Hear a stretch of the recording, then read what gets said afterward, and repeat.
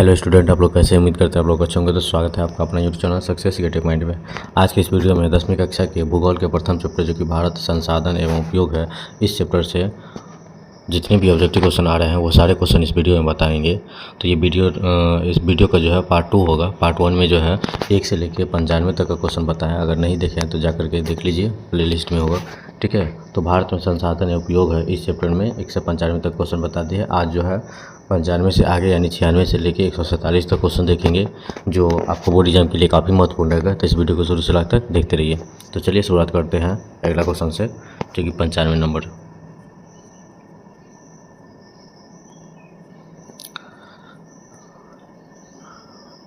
चलिए 95 number question में देखते हैं। 95 नंबर क्वेश्चन क्या कह रहा है कि मरुस्थलीय मृदा का विस्तार निम्न में से कहाँ है। तो मरुस्थलीय मृदा का विस्तार जो है वो कहाँ स्थित है। तो इसका उत्तर जो हो जाएगा वो ऑप्शन बी, जो कि राजस्थान में है। जो काफ़ी इंपॉर्टेंट क्वेश्चन है ये, ठीक है। अगला 97 नंबर क्वेश्चन में कहता है कि काली मृदा का दूसरा नाम क्या है। काली मृदा का जो दूसरा नाम है वो क्या है। तो इसका उत्तर हो जाएगा ऑप्शन बी, जो कि रेगुर मृदा है। आप किसी भी कॉम्पिटिटिव एग्जाम की तैयारी कर रहे हैं, आप लोगों के लिए काफ़ी महत्वपूर्ण है, ठीक है। तो आप लोग भी इन वीडियो को देखते रहिए। 98 नंबर क्वेश्चन में कहता है कि पंजाब में भूमि निम्नीकरण का मुख्य कारण है। पंजाब में भूमि निम्नीकरण का जो मुख्य कारण है वो क्या है। तो इसका उत्तर होगा ऑप्शन डी, जो कि अधिक सिंचाई होना। अगला 99 नंबर क्वेश्चन में कहता है कि पंजाब एवं हरियाणा में कुल भूमि का कितना प्रतिशत भाग पर खेती होती है। पंजाब और हरियाणा में कह रहा है कि कुल भूमि पर कितने प्रतिशत भाग पर खेती होती है। तो इसका उत्तर हो जाएगा ऑप्शन सी, जो कि 80% भाग पर जो है खेती होती है। कहाँ? तो पंजाब और हरियाणा में। चलिए अगला क्वेश्चन देखते हैं। अगला 100 नंबर क्वेश्चन में कह रहा है कि नेशनल रिमोट सेंसिंग एजेंसी जो कि हैदराबाद में है। आप लोग नोट कर लेंगे इसको कि नेशनल रिमोट सेंसिंग एजेंसी जो है वो हैदराबाद में है। लेकिन इसमें कहता है कि इसके अनुसार बताना है कि भारत में कितनी भूमि व्यर्थ है। तो नेशनल रिमोट सेंसिंग एजेंसी के अनुसार बताना है कि भारत में कितनी भूमि व्यर्थ है। तो इसका उत्तर है ऑप्शन बी, जो कि 533 लाख हेक्टेयर जो है ये भूमि जो है ये क्या है, व्यर्थ में जा रहा है। अगला क्वेश्चन है 101 नंबर में, कह रहा है सोपानी कृषि किस राज्य में प्रचलित है। सोपानी कृषि जो है किस राज्य में प्रचलित है। तो इसका उत्तर है ऑप्शन डी, जो कि उत्तराखंड में है। 102 नंबर क्वेश्चन में कह रहा है निम्नलिखित में से किस प्रदेश में जैविक मिट्टी नहीं पाई जाती है। तो जैविक मिट्टी किस प्रदेश में नहीं पाई जाती। तो इसका उत्तर हो जाएगा ऑप्शन बी, जो कि झारखंड में नहीं पाई जाती है। आप लोग अगर नोट में लिखना चाहते हैं तो लिख सकते हैं कि किस प्रदेश में जैविक मिट्टी पाई जाती है। तो ये आप तीनों ये ऑप्शन लिख सकते हैं। कर्नाटक, उत्तराखंड और तमिलनाडु इसमें पाई जाती है, बट झारखंड में जो है उसमें जैविक मिट्टी नहीं पाई जाती है। चलिए 103 नंबर क्वेश्चन में कहता है कि जामनगर तेल शोधक कारखाना किस राज्य में स्थित है। तो किस राज्य में है। तो इसका उत्तर है ऑप्शन डी, जो कि गुजरात में स्थित है, ठीक है। चलिए नेक्स्ट क्वेश्चन देखते हैं। अगला 104 नंबर क्वेश्चन में कह रहा है कि नवगांव तेल उत्पादक क्षेत्र किस राज्य में है। नवगांव तेल उत्पादक क्षेत्र जो है वो किस राज्य में स्थित है। तो इसका उत्तर हो जाएगा ऑप्शन ए, जो कि गुजरात में स्थित है। 105 नंबर क्वेश्चन में कह रहा है कि किस राज्य में खनिज तेल का विशाल भंडार स्थित है। तो किस राज्य में खनिज तेल का विशाल भंडार स्थित है। तो इसका उत्तर होगा ऑप्शन ए, जो कि असम में। काफ़ी इंपॉर्टेंट क्वेश्चन है ये।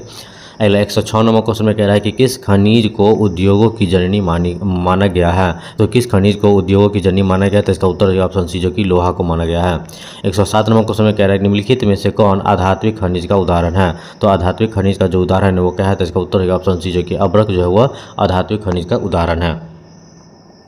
चलिए नेक्स्ट क्वेश्चन देखते हैं। अगला 108 नंबर क्वेश्चन में कहता है कि बेलाडीला खान से कौन सा खनिज निकाला जाता है। तो बेलाडीला खान से जो है कौन सा खनिज निकाला जाता है। इसका उत्तर हो जाएगा ऑप्शन डी, जो कि लौह अयस्क का। 109 नंबर क्वेश्चन में कह रहा है कि कटनी खनिज प्राप्ति स्थल किस राज्य में स्थित है। तो कटनी खनिज प्राप्ति स्थल जो है वो किस राज्य में स्थित है। तो इसका उत्तर है ऑप्शन बी, जो कि मध्य प्रदेश में स्थित है। 110 नंबर क्वेश्चन में कह रहा है कि उड़ीसा किस खनिज का सबसे बड़ा उत्पादक है। तो उड़ीसा जो है वो किस खनिज का सबसे बड़ा उत्पादक है। तो इसका उत्तर है ऑप्शन बी, जो कि मैग्नीज का जो है सबसे बड़ा उत्पादक क्षेत्र है। कौन सा। तो उड़ीसा। 111 नंबर क्वेश्चन में कह रहा है कि इनमें से कौन लौह युक्त खनिज का उदाहरण है। तो लौह युक्त खनिज का उदाहरण क्या है। तो इसका उत्तर ऑप्शन है, जो कि मैग्नेटाइट है।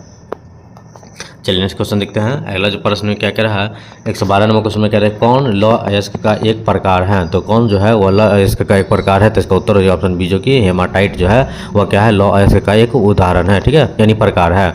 113 नंबर क्वेश्चन में कह रहा है कि नर्मदा बचाओ अभियान किसने चलाया, जो काफ़ी इंपॉर्टेंट क्वेश्चन है। नर्मदा बचाओ अभियान किसने चलाया, तो इसका उत्तर हो जाएगा ऑप्शन ए, जो कि मेधा पाटेकर ने चलाया था। 114 नंबर क्वेश्चन में कहता है इनमें से कौन चिपको आंदोलन से संबंधित है, तो चिपको आंदोलन से कौन संबंधित है, तो इसका उत्तर ऑप्शन ए, जो कि सुंदरलाल बहुगुणा। ठीक है, जो कि इंपॉर्टेंट क्वेश्चन है हर एग्जाम के लिए। 115 नंबर क्वेश्चन में कहता है आधुनिक सभ्यता की रीढ़ क्या है, तो आधुनिक सभ्यता का जो रीढ़ है वो क्या है, तो इसका उत्तर है ऑप्शन बी, जो कि लोहा है। ठीक है, आधुनिक सभ्यता की रीढ़ जो है वह लोहा है। 116 नंबर क्वेश्चन में कह रहा है कि हमारे पास पेट भरने के लिए बहुत कुछ है लेकिन पेटी भरने के लिए नहीं, यह विचार किसके हैं, तो इसका उत्तर हो जाएगा ऑप्शन बी, जो कि महात्मा गांधी के यह विचार हैं कि हमारे पास पेट भरने के लिए बहुत कुछ है लेकिन पेटी भरने के लिए कुछ नहीं। अगला 117 नंबर क्वेश्चन में कह रहा है कि 1 टन इस्पात बनाने में कितने मैग्नीज का उपयोग होता है, तो 1 टन इस्पात बनाने के लिए कितने मैग्नीज का उपयोग होता है, तो इसका उत्तर ऑप्शन बी, जो कि 10 किलोग्राम मैग्नीज जो हम उपयोग करेंगे तो क्या बनेगा, 1 टन इस्पात बनेगा। चलिए अगला प्रश्न देखते हैं। 118 नंबर क्वेश्चन में कहता है निम्नलिखित में से बताना है, निम्न से बताना है कि कौन जीवाश्म ईंधन है, तो इसका उत्तर है ऑप्शन डी, जो कि इनमें से सभी कौन कौन है, कोयला, प्राकृतिक गैस और पेट्रोलियम। ये क्या है, जीवाश्म ईंधन है, आप लोग नोट कर लेंगे। ठीक है, इंपॉर्टेंट क्वेश्चन है ये। अगला 119 नंबर क्वेश्चन में कहता है कौन सा स्रोत अनवीकरणीय है, कौन सा स्रोत जो है अनवीकरणीय है, तो इसका उत्तर है ऑप्शन सी, जो कि कोयला है। कोयला जो है वो क्या है, अनवीकरणीय स्रोत है। अगला 120 नंबर क्वेश्चन में कहता है गोंडवाना समूह के कोयले का निर्माण हुआ था, तो गोंडवाना समूह के कोयले का निर्माण जो हुआ था वो क्या कब हुआ था, इसका उत्तर है ऑप्शन बी, जो कि 20 लाख वर्ष पूर्व हुआ था। ठीक है, चलिए नेक्स्ट क्वेश्चन देखते हैं। अगला 121 नंबर क्वेश्चन में कहता है लिमिटेड टू ग्रोथ नामक पुस्तक किस वर्ष प्रकाशित हुई, काफ़ी इंपॉर्टेंट क्वेश्चन है और इससे भी ज़्यादा इंपॉर्टेंट क्वेश्चन है, पार्ट 1 में मिलेगा तो आप जाकर करके देख सकते हैं। तो लिमिटेड टू ग्रोथ नामक पुस्तक किस वर्ष से प्रकाशित हुआ, तो इसका उत्तर हो जाएगा ऑप्शन बी, जो कि 1972 में प्रकाशित हुआ। चलिए अगला प्रश्न को देखते हैं। 122 नंबर क्वेश्चन में क्या कह रहा है, 122 नंबर क्वेश्चन में कह रहा है कि 1992 में रियो डी जेनेरो में कौन सा सम्मेलन हुआ था, तो रियो डी जेनेरो में जो है कौन सा सम्मेलन हुआ था, इसका उत्तर है ऑप्शन सी, जो कि पृथ्वी सम्मेलन हुआ था। 123 नंबर क्वेश्चन में कहता है कि प्रथम पृथ्वी सम्मेलन कहाँ हुआ था, प्रथम पृथ्वी सम्मेलन जो हुआ था वह कहाँ हुआ था, तो इसका उत्तर है ऑप्शन बी, जो कि रियो डी जेनेरो में हुआ था, जो काफ़ी इंपॉर्टेंट क्वेश्चन है ये। अगला 124 नंबर क्वेश्चन में कहता है कि द्वितीय पृथ्वी सम्मेलन कब और कहाँ हुआ था, तो द्वितीय पृथ्वी सम्मेलन जो होगा वह कब और कहाँ हुआ था, इसका उत्तर हो जाएगा ऑप्शन सी, जो कि 1997 में हुआ था न्यूयॉर्क में। ठीक है, चलिए अगला प्रश्न देखते हैं। 125 नंबर क्वेश्चन में कहता है कि तृतीय पृथ्वी सम्मेलन, ध्यान देंगे आप लोग इसको नोट कर लेंगे, काफ़ी इंपॉर्टेंट क्वेश्चन, ये तीनों क्वेश्चन लिख लेंगे। प्रथम पृथ्वी सम्मेलन कहाँ हुआ, ठीक है, द्वितीय पृथ्वी सम्मेलन कब और कहाँ हुआ, तृतीय पृथ्वी सम्मेलन कब और कहाँ हुआ था, इसका उत्तर है ऑप्शन ए, जो कि 2002 में जोहान्सबर्ग में हुआ था, नोट कर लेंगे, काफ़ी इंपॉर्टेंट क्वेश्चन है ये। चलिए अगला प्रश्न देख रहे हैं। 126 नंबर क्वेश्चन में क्या रहा है कि क्वेश्चन में क्या है, ब्रुंटलैंड कमीशन ने सतत पोषणीय विकास की अवधारणा कब प्रस्तुत की, तो इसका उत्तर है ऑप्शन सी, जो कि 1987 में हुई। अगला 127 नंबर क्वेश्चन में कहता है कि सिलिकोसिस नामक दमघोंटू बीमारी किसे होती है, तो इसका उत्तर है ऑप्शन बी, जो कि सिलिकॉन खदान कर्मियों को होती है। 128 नंबर क्वेश्चन में कहता है निम्नलिखित में किस बंदरगाह में लोहे का निर्यात किया जाता है, तो किस बंदरगाह में जो है लोहे का निर्यात किया जाता है, इसका उत्तर हो जाएगा ऑप्शन डी, जो कि विशाखापट्टनम में, जो कि काफ़ी इंपॉर्टेंट क्वेश्चन है ये। अगला प्रश्न देखते हैं। अगला जो प्रश्न है 129 नंबर क्वेश्चन में कह रहा है कि कंचनजंगा जैवमंडल रिजर्व किस राज्य में है, तो कंचनजंगा जैवमंडल जो है रिजर्व जो है वो किस राज्य में स्थित है, इसका उत्तर है ऑप्शन सी, जो कि सिक्किम में स्थित है। अगला 130 नंबर क्वेश्चन में कह रहा है कि प्लाईवुड का निर्माण सर्वप्रथम किस देश में शुरू किया, तो प्लाईवुड का निर्माण जो है वो सर्वप्रथम किस देश में शुरू किया था, इसका उत्तर है ऑप्शन ए, जो कि जर्मनी में किया था। 131 नंबर क्वेश्चन में कहता है कि दामोदर घाटी परियोजना के निर्माण का सर्वाधिक महत्वपूर्ण कारण क्या था, तो सबसे अधिक महत्वपूर्ण कारण जो था दामोदर घाटी परियोजना का वो क्या था, तो इसका उत्तर है ऑप्शन डी, जो कि उपयुक्त में से सभी, जो कि पहला क्या था, सिंचाई व्यवस्था करना, दूसरा मत्स्य पालन करना और बाढ़ों पर नियंत्रण रखना, यही दामोदर घाटी योजना के निर्माण का सबसे महत्वपूर्ण कारण था।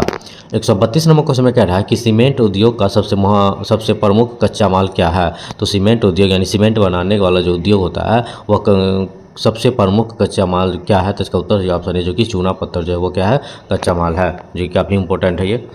अगला प्रश्न देखते हैं 133 नंबर। 133 नंबर क्वेश्चन में ध्यान देंगे। 133 नंबर क्वेश्चन में क्या कह रहा है कि कोलाकोट कोयला क्षेत्र किस राज्य में स्थित है। तो कोलाकोट कोयला का नाम है, ठीक है, जो कि किस क्षेत्र में स्थित है, तो इसका उत्तर हो जाएगा ऑप्शन सी, जो कि जम्मू और कश्मीर में ये कालाकोट कोयला जो है स्थित है। 134 नंबर क्वेश्चन में निम्नलिखित में से उद्योगों में से कौन सा सार्वजनिक क्षेत्र में संबंधित है। तो सार्वजनिक क्षेत्र से संबंधित कौन सा है, तो इसका उत्तर जो है ऑप्शन सी, जो कि बोकारो लॉ एवं इस्पात उद्योग जो है वो क्या है, सार्वजनिक क्षेत्र से संबंधित है। 135 नंबर क्वेश्चन में कह रहा है कि सबसे घटिया कोयला कौन सा है, सबसे घटिया कोयला जो है वो कौन सा है, तो इसका उत्तर हो जाएगा ऑप्शन डी, जो कि पीट कोयला जो है सबसे घटिया कोयला होता है। अगला 136 नंबर क्वेश्चन में कहता है कि सर्वोत्तम कोयले का प्रकार कौन सा है। सर्वोत्तम कोयला, सबसे उत्तम कोयला जो होता है, ठीक है, सबसे बढ़िया कोयला वो कौन सा है, तो इसका उत्तर ऑप्शन है जो कि एंथ्रासाइट जो है वो क्या है, सबसे उत्तम कोयला है, सबसे बढ़िया कोयला वही होता है।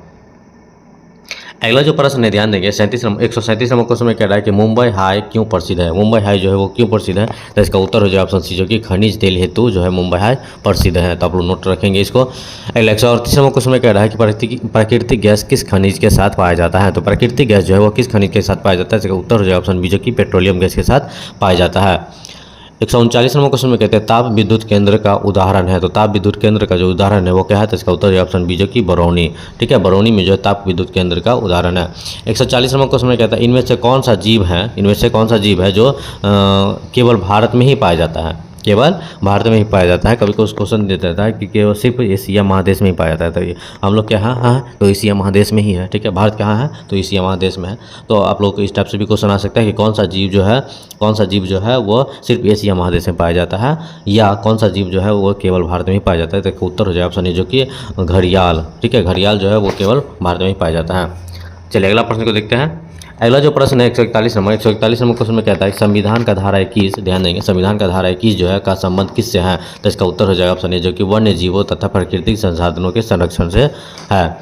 142 नंबर क्वेश्चन में तक कहता है कि टैक्सोल का उपयोग होता है। तो टैक्सोल का उपयोग किस में होता है, तो इसका उत्तर हो जाएगा ऑप्शन सी, जो कि कैंसर में किया जाता है टैक्सोल का उपयोग।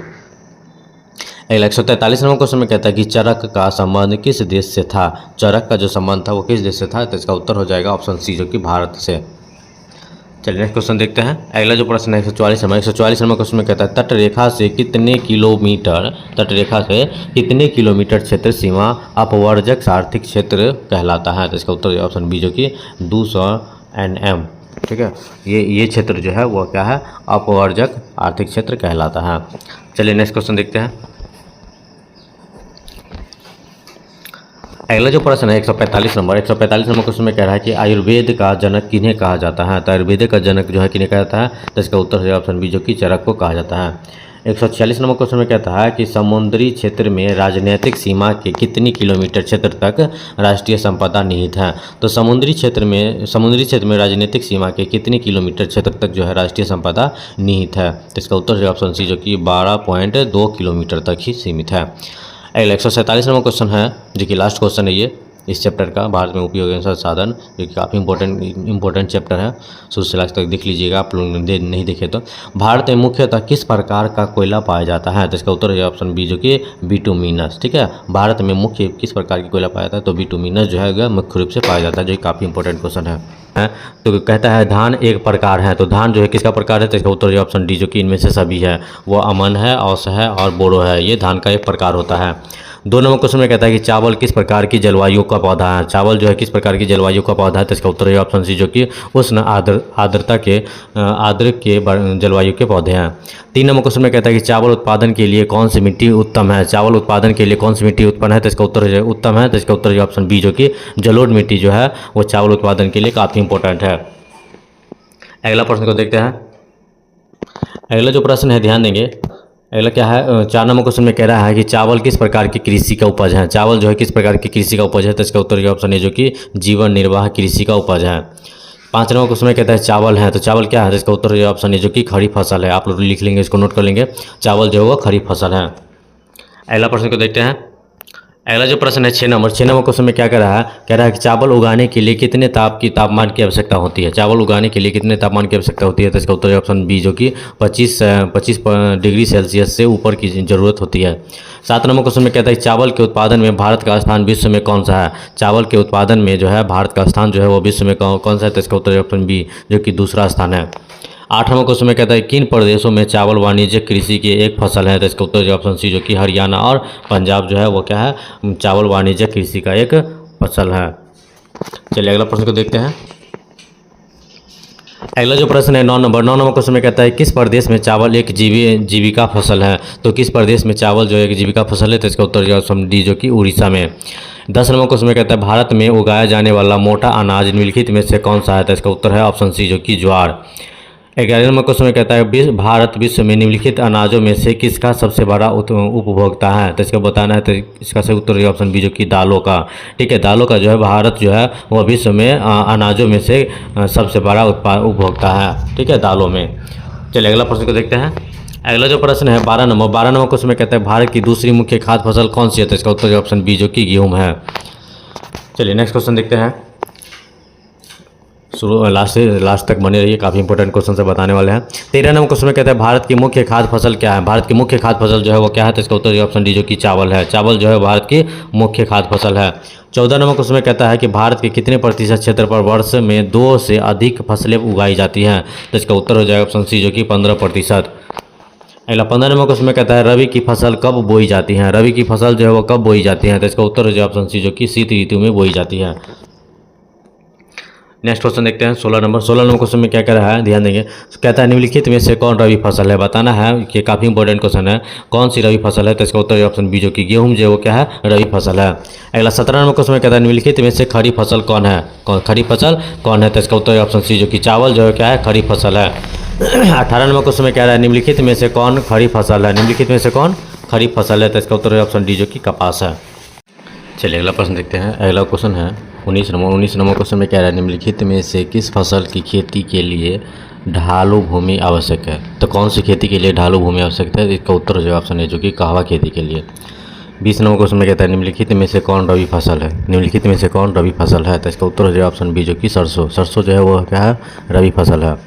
21 नंबर क्वेश्चन में कहता है असम और उत्तरी बंगाल में मुख्य रोपण फसल क्या है, तो इसका उत्तर जो ऑप्शन है, जो कि चाय है। चाय जो है असम और उत्तरी बंगाल में मुख्य रोपण फसल है। चलिए अगला प्रश्न देखते हैं। अगला जो प्रश्न है 22 नंबर क्वेश्चन में कह रहा है कर्नाटक में मुख्य रोपण फसल क्या है। कर्नाटक में मुख्य रोपण फसल क्या है, तो इसका उत्तर जो ऑप्शन सी, जो कि कॉफ़ी है। कर्नाटक में मुख्य रोपण फसल जो है वो क्या है, कॉफ़ी है। 23 नंबर क्वेश्चन में कहता है खरीफ फसलें किस महीने में काट ली जाती हैं। तो खरीफ फसलें किस महीने में काटती है, तो इसका उत्तर ऑप्शन डी, जो कि सितंबर से अक्टूबर महीने में खरीफ फसलें काट लेती है। 24 नंबर क्वेश्चन में कहता है कि फसल के बोने, बढ़ने और पकने के लिए उपयुक्त मौसम वाला समय क्या कहलाता है। तो फसल के बोने, बढ़ने और पकने के लिए सबसे उपयुक्त मौसम जो है वो कौन सा है, तो इसका उत्तर ऑप्शन है, जो कि वर्धन काल है। चलिए अगला प्रश्न देखते हैं। अगला जो क्वेश्चन है 25 नंबर क्वेश्चन में कहता है बलुआ और उथली काली मिट्टी पर निम्नलिखित में से कौन सी फसल उगाई जाती है। तो बताना है कि बलुआ मिट्टी और उथली काली मिट्टी जो है उसमें कौन सी फसल उगाई जाती है, तो इसका उत्तर ऑप्शन है, जो कि बाजरा। 26 नंबर क्वेश्चन में कहता है कौन सी ऐसी फसल है जो खाद तथा चारा दोनों रूप से प्रयोग होती है। तो कौन सा फसल है जिसमें खाद चारा दोनों रूप से क्या है, प्रयोग होती है, तो इसका उत्तर ऑप्शन बी, जो कि मक्का। 27 नंबर क्वेश्चन में कहता है कि एक उष्ण और उपोष्ण कटिबंधित फसल कौन सी है। इसका सही उत्तर हो जाएगा ऑप्शन ए, जो कि गन्ना है।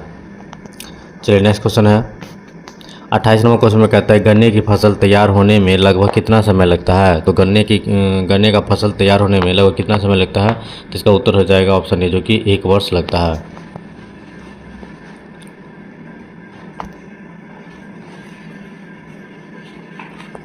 अगला क्वेश्चन है 29 नंबर क्वेश्चन में कहता है भारत में कितना प्रतिशत आय कृषि से प्राप्त होती है। भारत में कितना प्रतिशत आय कृषि से प्राप्त होती है, तो इसका उत्तर ऑप्शन डी, जो कि 24%।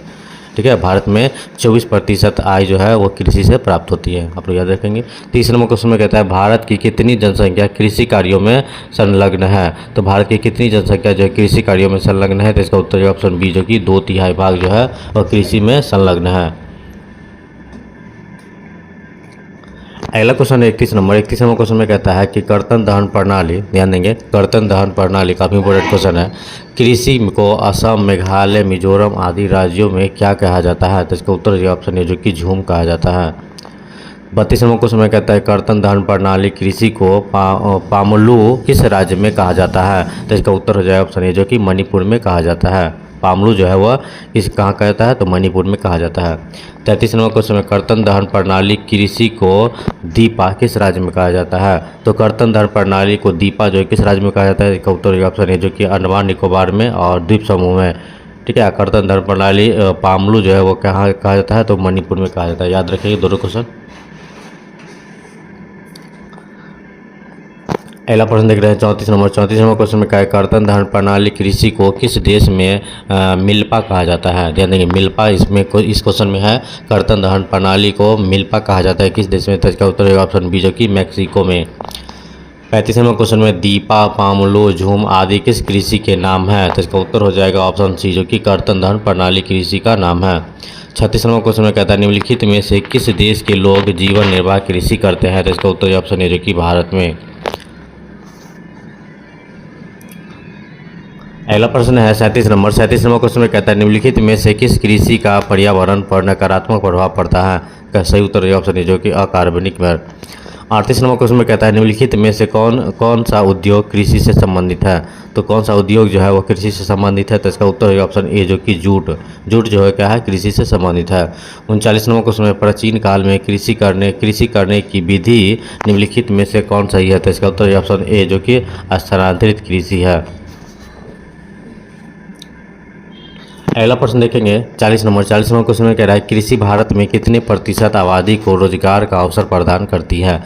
तो कृषि जो है वो भारत में कितने प्रतिशत आबादी को रोजगार का अवसर प्रदान करते हैं? तो इसका उत्तर है ऑप्शन बी जो कि 53.8% रोजगार अवसर प्रदान करते हैं। 41 नंबर क्वेश्चन में कहता है गहन आजीविका कृषि किन क्षेत्रों में की जाती है? तो इसका उत्तर है ऑप्शन ए जो कि जहाँ भूमि पर जनसंख्या का दबाव अधिक होता है।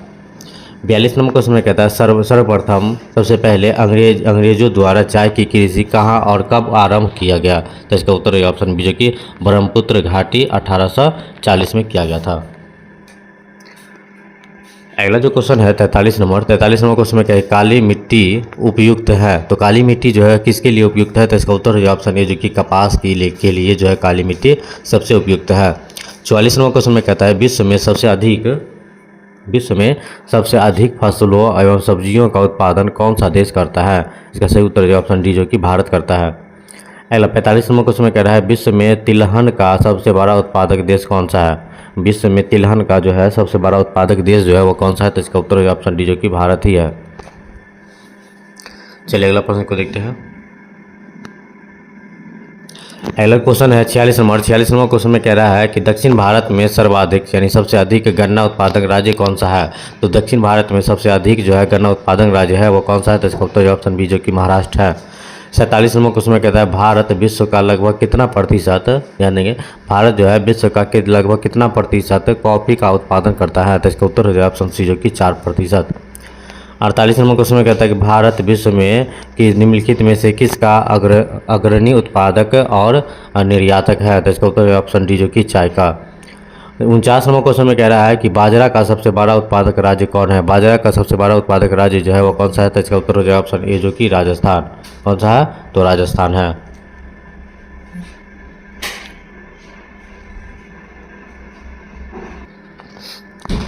अगला प्रश्न है 50 नंबर। 50 नंबर क्वेश्चन में कहता है कि ज्वार का सबसे बड़ा उत्पादक राज्य निम्नलिखित में से कौन सा है? ज्वार का सबसे बड़ा उत्पादक राज्य जो है वो कौन सा है? तो इसका उत्तर हो जाएगा ऑप्शन बी जो कि महाराष्ट्र है।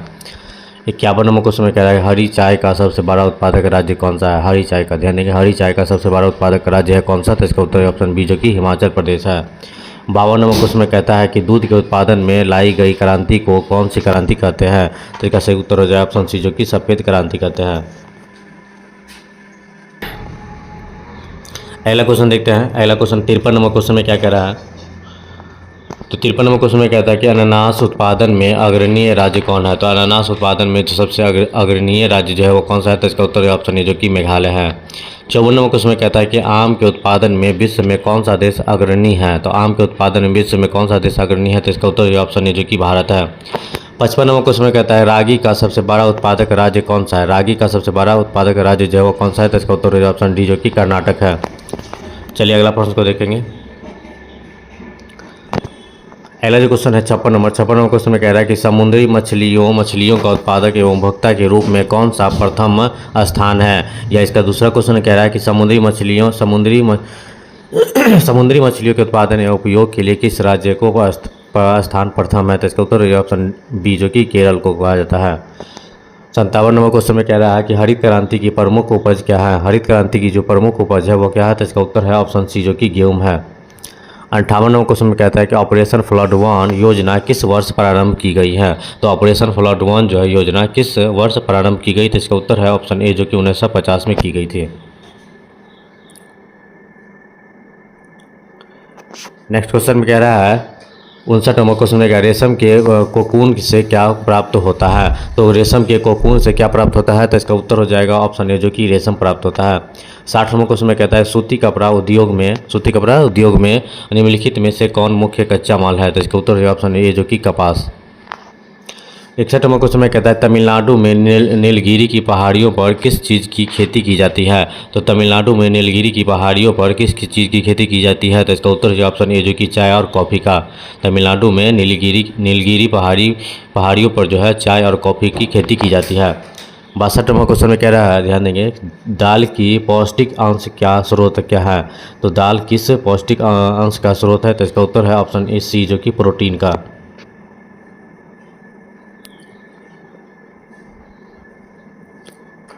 अगला क्वेश्चन देखते हैं। अगला 63 नंबर क्वेश्चन में कह रहा है कि गरीबी रेखा से नीचे बसर करने वालों को क्या कहा जाता है। तो गरीबी रेखा से नीचे बसर करने वालों को क्या कहा जाता है, तो इसका उत्तर है ऑप्शन बी जो कि बीपीएल कहते हैं। 64 नंबर क्वेश्चन में निम्नलिखित में से किसे सुनहरा रेशा कहा जाता है। तो किसे सुनहरा रेशा कहा जाता है, तो इसका सही उत्तर है ऑप्शन ए जो कि जूट को कहा जाता है। जूट जो है वह सबसे सुनहरा रेशा कहलाता है। 65 नंबर क्वेश्चन में कहता है भारत में किस किस्म की कॉफ़ी उगाई जाती है। तो भारत में किस किस्म की कॉफ़ी उगाई जाती है, तो इसका उत्तर ऑप्शन बी जो कि अरेबिका किस्म की कॉफ़ी उगाई जाती है। 66 नंबर क्वेश्चन में कहता है भारत को निम्नलिखित में से किस पौधे का मूल स्थान माना जाता है, तो इसका उत्तर है ऑप्शन सी जो कि कपास की। चलिए अगला प्रश्न को देखते हैं। अगला प्रश्न क्या कह रहा है, 67 नंबर क्वेश्चन में कह रहा है कि भारत का नारियल प्रदेश किसे कहा जाता है। भारत का जो नारियल प्रदेश होता है किसे कहा जाता है, इसका उत्तर हो जाए ऑप्शन ए जो कि केरल को। केरल में नारियल सबसे ज़्यादा उगाई जाती है, इसीलिए भारत का जो है नारियल प्रदेश जो है वो केरल को कहा जाता है। 68 नंबर क्वेश्चन में कहता है भारत में हरित क्रांति कब आई। भारत में हरित क्रांति जो आई वो कब आई, तो इसका उत्तर है ऑप्शन सी जो कि 1966 में आई। 69 नंबर क्वेश्चन में कहता है भारत में 90% सोयाबीन पैदा होता है। तो भारत में 90% सोयाबीन जो पैदा होता है वो कहाँ होता है, तो इसका उत्तर हो जाए ऑप्शन ए जो कि मध्य प्रदेश या महाराष्ट्र में होता है। चलिए नेक्स्ट क्वेश्चन देखते हैं। 70 नंबर क्वेश्चन में कहता है कि सस्य गहनता की दृष्टि से भारत में कौन सा अग्रणीय राज्य है। तो इसका सही उत्तर हो जाए ऑप्शन बी जो कि पंजाब। 71 नंबर क्वेश्चन में कह रहा है निम्नलिखित में से कौन रोपण फसल नहीं है। तो बताना है कौन सी जो है रोपण फसल नहीं है, तो इसका उत्तर हो जाएगा ऑप्शन ए जो कि रबर जो है वो क्या है रोपण फसल नहीं है।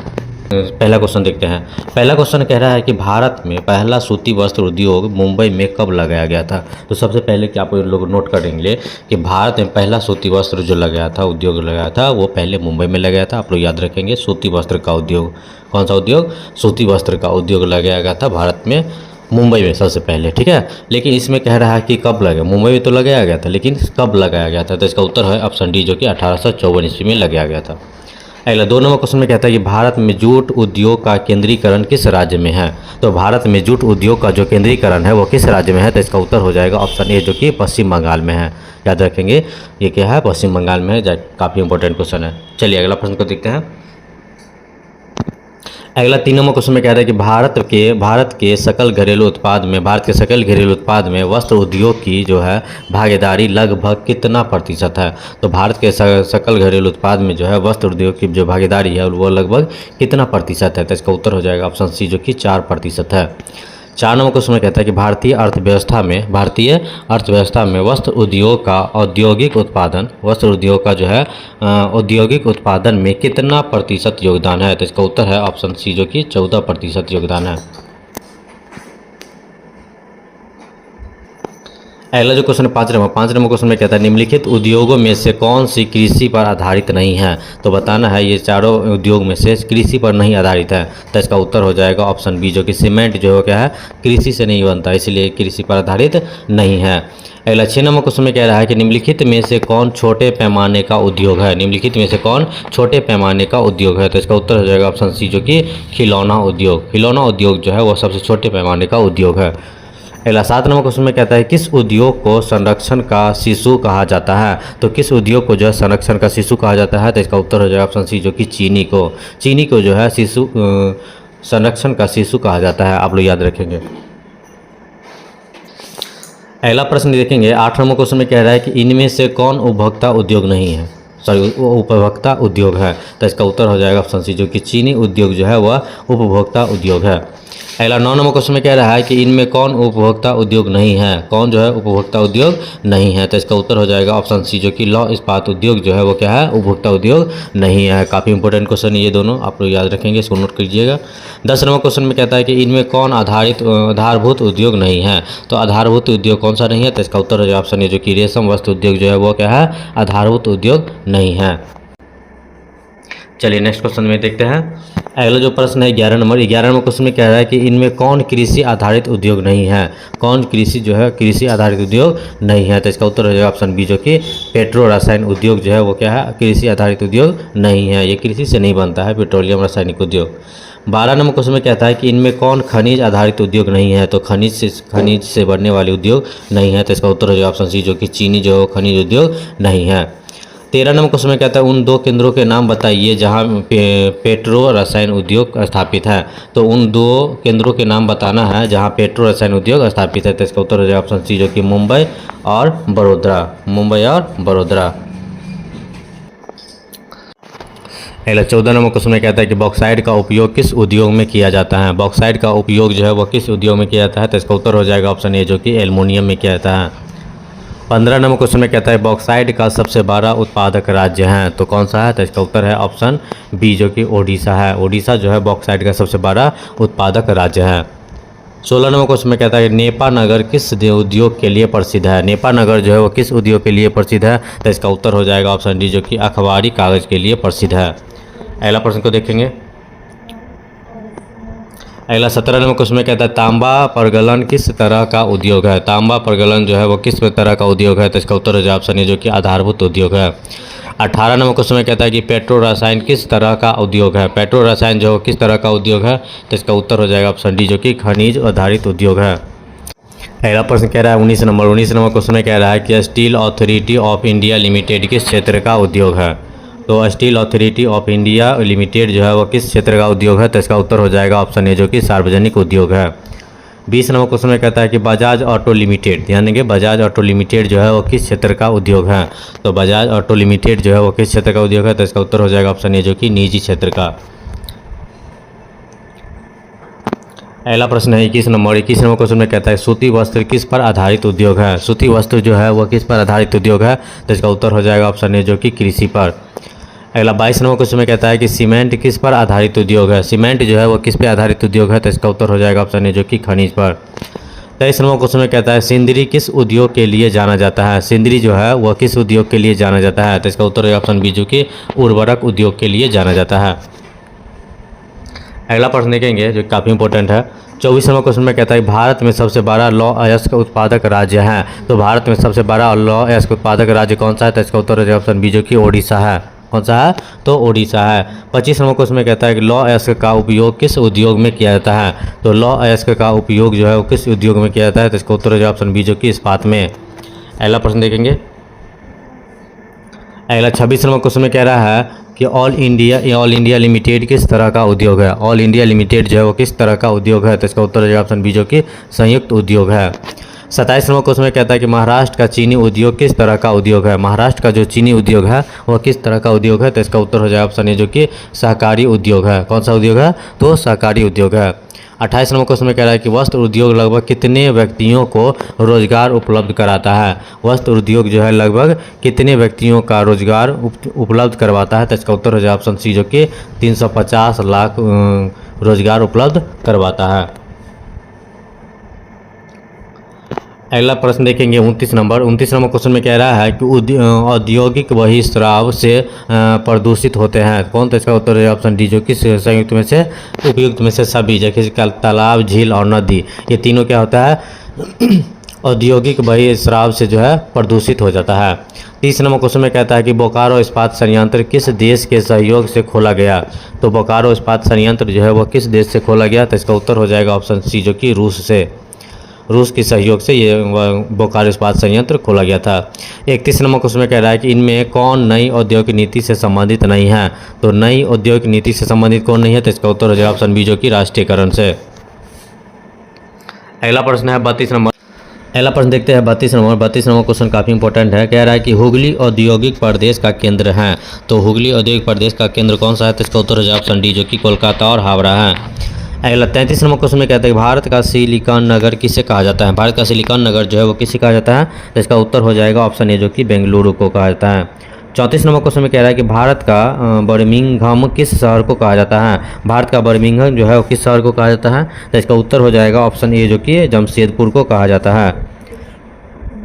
चलिए अगला प्रश्न देखेंगे। अगला प्रश्न जो है वो काफ़ी इंपॉर्टेंट है। अगला 35 नंबर क्वेश्चन में कहता है सूती वस्त्रों की राजधानी, याद रखेंगे, सूती वस्त्रों की राजधानी किसे कहा जाता है। तो सूती वस्त्रों की जो राजधानी कहा जाता है वो किसे कहा जाता है। तो इसका उत्तर हो जाएगा ऑप्शन सी, जो कि सूरत को कहा जाता है। 36 नंबर क्वेश्चन में कहता है दमघोंटू गैस किसे कहा जाता है। दमघोंटू गैस जो है वो किसे कहा जाता है। तो इसका उत्तर हो जाएगा ऑप्शन बी, जो कि कार्बन मोनोऑक्साइड को कहा जाता है। 37 नंबर क्वेश्चन में कहता है कि भारत में निम्नलिखित में से सूती वस्त्र के कारखाने किस राज्य में सबसे अधिक हैं। तो इसका उत्तर हो जाएगा ऑप्शन सी, जो कि तमिलनाडु में। तमिलनाडु में जो है वो क्या है, सूती वस्त्र के कारखाने सबसे अधिक है। सूती वस्त्र के कारखाने जो है वह सबसे अधिक है, जो काफ़ी इंपॉर्टेंट है, आप लोग याद रखेंगे। अगला प्रश्न देखेंगे 38 नंबर क्वेश्चन में क्या कह रहा है। कह रहा है भारत के किस राज्य में सर्वाधिक मतलब सबसे अधिक चीनी मिलें हैं। तो इसका उत्तर हो जाएगा ऑप्शन ए, जो कि उत्तर प्रदेश में। 39 नंबर क्वेश्चन में राउरकेला इस्पात केंद्र किस राज्य में स्थित है। राउरकेला इस्पात केंद्र जो है वो किस राज्य में स्थित है। तो इसका उत्तर हो जाएगा ऑप्शन ए, जो कि उड़ीसा में है। 40 नंबर क्वेश्चन में कहता है निम्नलिखित में से किस राज्य में बोकारो इस्पात केंद्र स्थित है। बोकारो इस्पात केंद्र जो है वो कहाँ स्थित है। तो इसका उत्तर हो जाएगा ऑप्शन डी, जो कि झारखंड में स्थित है। चलिए नेक्स्ट क्वेश्चन देखते हैं। नेक्स्ट क्वेश्चन जो है काफ़ी इंपॉर्टेंट है। अगला प्रश्न देखिए 41 नंबर कह रहा है कि इनमें कौन इस्पात केंद्र समुद्र के निकट है। तो कौन सा इस्पात केंद्र जो है वो समुद्र के निकट है। तो इसका उत्तर हो जाएगा ऑप्शन सी, जो कि विशाखापट्टनम जो है क्या है, इस्पात केंद्र जो है समुद्र के बहुत ही निकट है। 42 नंबर क्वेश्चन में कहता है कि भारत में कितने सार्वजनिक क्षेत्र के तेल परिष्करण केंद्र कार्य कर रहा है। तो इसका उत्तर हो जाएगा ऑप्शन सी, जो कि 18। अगला 43 नंबर क्वेश्चन में कहता है कि किस राज्य में सॉफ्टवेयर औद्योगिक पार्क नहीं है। तो किस राज्य में जो सॉफ्टवेयर प्रौद्योगिक पार्क नहीं है। तो इसका उत्तर हो जाएगा ऑप्शन सी, जो कि छत्तीसगढ़ में।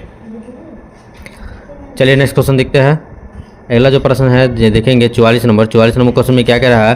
कह रहा है कि बिहार में पेट्रो रसायन का महत्वपूर्ण केंद्र कहाँ है। तो बिहार में पेट्रो रसायन का जो महत्वपूर्ण केंद्र है वह कहाँ है। तो इसका उत्तर हो जाएगा ऑप्शन ए, जो कि बरौनी में। 45 नंबर क्वेश्चन में कहता है कि रेशमी वस्त्र का प्रमुख केंद्र कहाँ है। तो रेशमी वस्त्र का जो प्रमुख केंद्र है वो कहाँ है। तो इसका उत्तर है ऑप्शन ए, जो कि भागलपुर में है। रेशमी वस्त्र का जो प्रमुख केंद्र है वह भागलपुर है। 46 नंबर क्वेश्चन में कहता है कि आज भारत में लगभग कितने सूती एवं कृत्रिम रेशे की कपड़ा मिले। तो इसका उत्तर हो जाए ऑप्शन ए, जो कि 1600। 47 नंबर क्वेश्चन में कहता है कि भारत निम्नलिखित में से किस देश की को सूत का निर्यात करता है। तो इसका उत्तर हो जाए ऑप्शन डी, जो कि जापान को। ठीक है, भारत किस देश को सूत का निर्यात करता है। तो जापान को करता है, जो कि इंपॉर्टेंट क्वेश्चन है। चलिए अगला प्रश्न को देखेंगे। अगला जो प्रश्न है 48 नंबर क्वेश्चन में कहता है पहली आधुनिक सूती मिल मुंबई में स्थापित की गई थी। पहली आधुनिक सूती मिल जो है वह मुंबई में स्थापित की गई थी। मैं पहला क्वेश्चन में बताया था यही। क्योंकि क्या किया गया था। तो इसका सही उत्तर हो जाएगा ऑप्शन डी, जो कि उपयुक्त में से सभी चीज़ होगा था। पहला कि मुंबई एक पतन है इसलिए किया गया था। बी में जो है यह एक कपास उत्पादक क्षेत्र के निकट स्थित है इसलिए किया गया था। और सी में जो है मुंबई में पूंजी उपलब्ध थी इसलिए किया गया था, यही कारण था। 49 नंबर क्वेश्चन में कहता है भारत में सबसे पहले स्थापित लौ इस्पात कंपनी जो है निम्नलिखित में से कौन है। तो इसका उत्तर हो जाएगा ऑप्शन ए, जो कि भारतीय लोहा और इस्पात कंपनी, जिसको IISCO कहते हैं। चलिए अगला प्रश्न को देखेंगे। अगला प्रश्न है 50 नंबर क्वेश्चन में कहता है कि भारत में इस्पात का प्रति व्यक्ति खपत कितना प्रतिशत है। तो भारत में इस्पात का जो प्रति व्यक्ति खपत जो है वो कितना प्रतिशत है। तो इसका उत्तर हो जाएगा ऑप्शन डी, जो कि 32% है। 51 नंबर क्वेश्चन में कह रहा है कि विश्व में चीनी उत्पादन में भारत का कौन सा स्थान है। तो विश्व में चीनी उत्पादक जो होता है तो भारत का कहता है कौन सा स्थान प्राप्त है। तो इसका उत्तर हो जाएगा ऑप्शन बी, जो कि दूसरा स्थान प्राप्त है। 52 नंबर क्वेश्चन में कहता है कि पर्यावरण प्रदूषण के लिए निम्नलिखित में से कौन सा कारक सर्वाधिक उत्तरदायी है? तो इसका उत्तर हो जाएगा ऑप्शन सी, जो कि औद्योगिकरण कारण है, जो काफ़ी इंपॉर्टेंट क्वेश्चन है। अगला 53 नंबर क्वेश्चन में कह रहा है कि लगभग कितना डेसिबल की तीव्रता वाली ध्वनि ठोस पदार्थ के छेद कर सकती है? तो इसका उत्तर हो जाएगा ऑप्शन बी, जो कि 210 का। 54 नंबर क्वेश्चन में कहता है भोपाल त्रासदी में किस गैस का रिसाव हुआ था? तो भोपाल त्रासदी में किस गैस का रिसाव हुआ था? तो इसका उत्तर हो जाएगा ऑप्शन सी, जो कि मिथाइल आइसोसाइनाइट का। अगला 55 नंबर क्वेश्चन में कहता है कि भारत में पहली जूट मिल कहाँ स्थापित की गई? तो भारत में पहली जूट मिल जो स्थापित की गई थी वो कहाँ की गई थी? तो इसका उत्तर हो जाएगा ऑप्शन ए, जो कि बम्बई में। परिवहन के साधनों में सबसे सस्ता परिवहन साधन कौन सा है? तो इसका सही उत्तर जो हो जाएगा ऑप्शन बी हो जाएगा, क्योंकि जल जो है वो सबसे सस्ता परिवहन साधन है, आप लोग याद रखिएगा। 2 नंबर क्वेश्चन में कहता है देश में वायु परिवहन का राष्ट्रीयकरण किस वर्ष किया गया? तो देश में वायु परिवहन का जो राष्ट्रीयकरण किया गया वो कब किया गया? तो इसका उत्तर हो जाएगा ऑप्शन ए, जो कि 1953 ईस्वी में किया गया था। चलिए नेक्स्ट क्वेश्चन देखते हैं। 3 नंबर क्वेश्चन में कहता है पाइपलाइन किस परिवहन का अंग है? पाइपलाइन जो है वो किस परिवहन का अंग है? तो इसका उत्तर हो जाएगा ऑप्शन ए, जो कि स्थल परिवहन है। अगला प्रश्न देखते हैं। अगला जो क्वेश्चन है 4 नंबर, ध्यान देंगे। 4 नंबर क्वेश्चन में क्या कहते हैं निम्नलिखित में से परिवहन का कौन सा साधन वाहनांतरण हानियाँ तथा देरी को घटाता है? तो इसका उत्तर हो जाएगा ऑप्शन सी, जो कि पाइपलाइन। 5 नंबर क्वेश्चन में कहता है देश में इलाहाबाद तथा नैनी के बीच वायु परिवहन कब प्रारंभ हुआ? तो देश में इलाहाबाद तथा नैनी के बीच में वायु परिवहन कब आरंभ हुआ था? तो इसका उत्तर हो जाएगा ऑप्शन बी, जो कि 1911 में। 6 नंबर क्वेश्चन में कहता है इनमें कौन संचार का साधन नहीं है? संचार का साधन नहीं है कौन सा? तो इसका उत्तर हो जाएगा ऑप्शन ए, जो कि सिनेमा हॉल जो क्या है संचार का साधन नहीं है। अगला प्रश्न देखेंगे जो काफ़ी इंपॉर्टेंट क्वेश्चन है।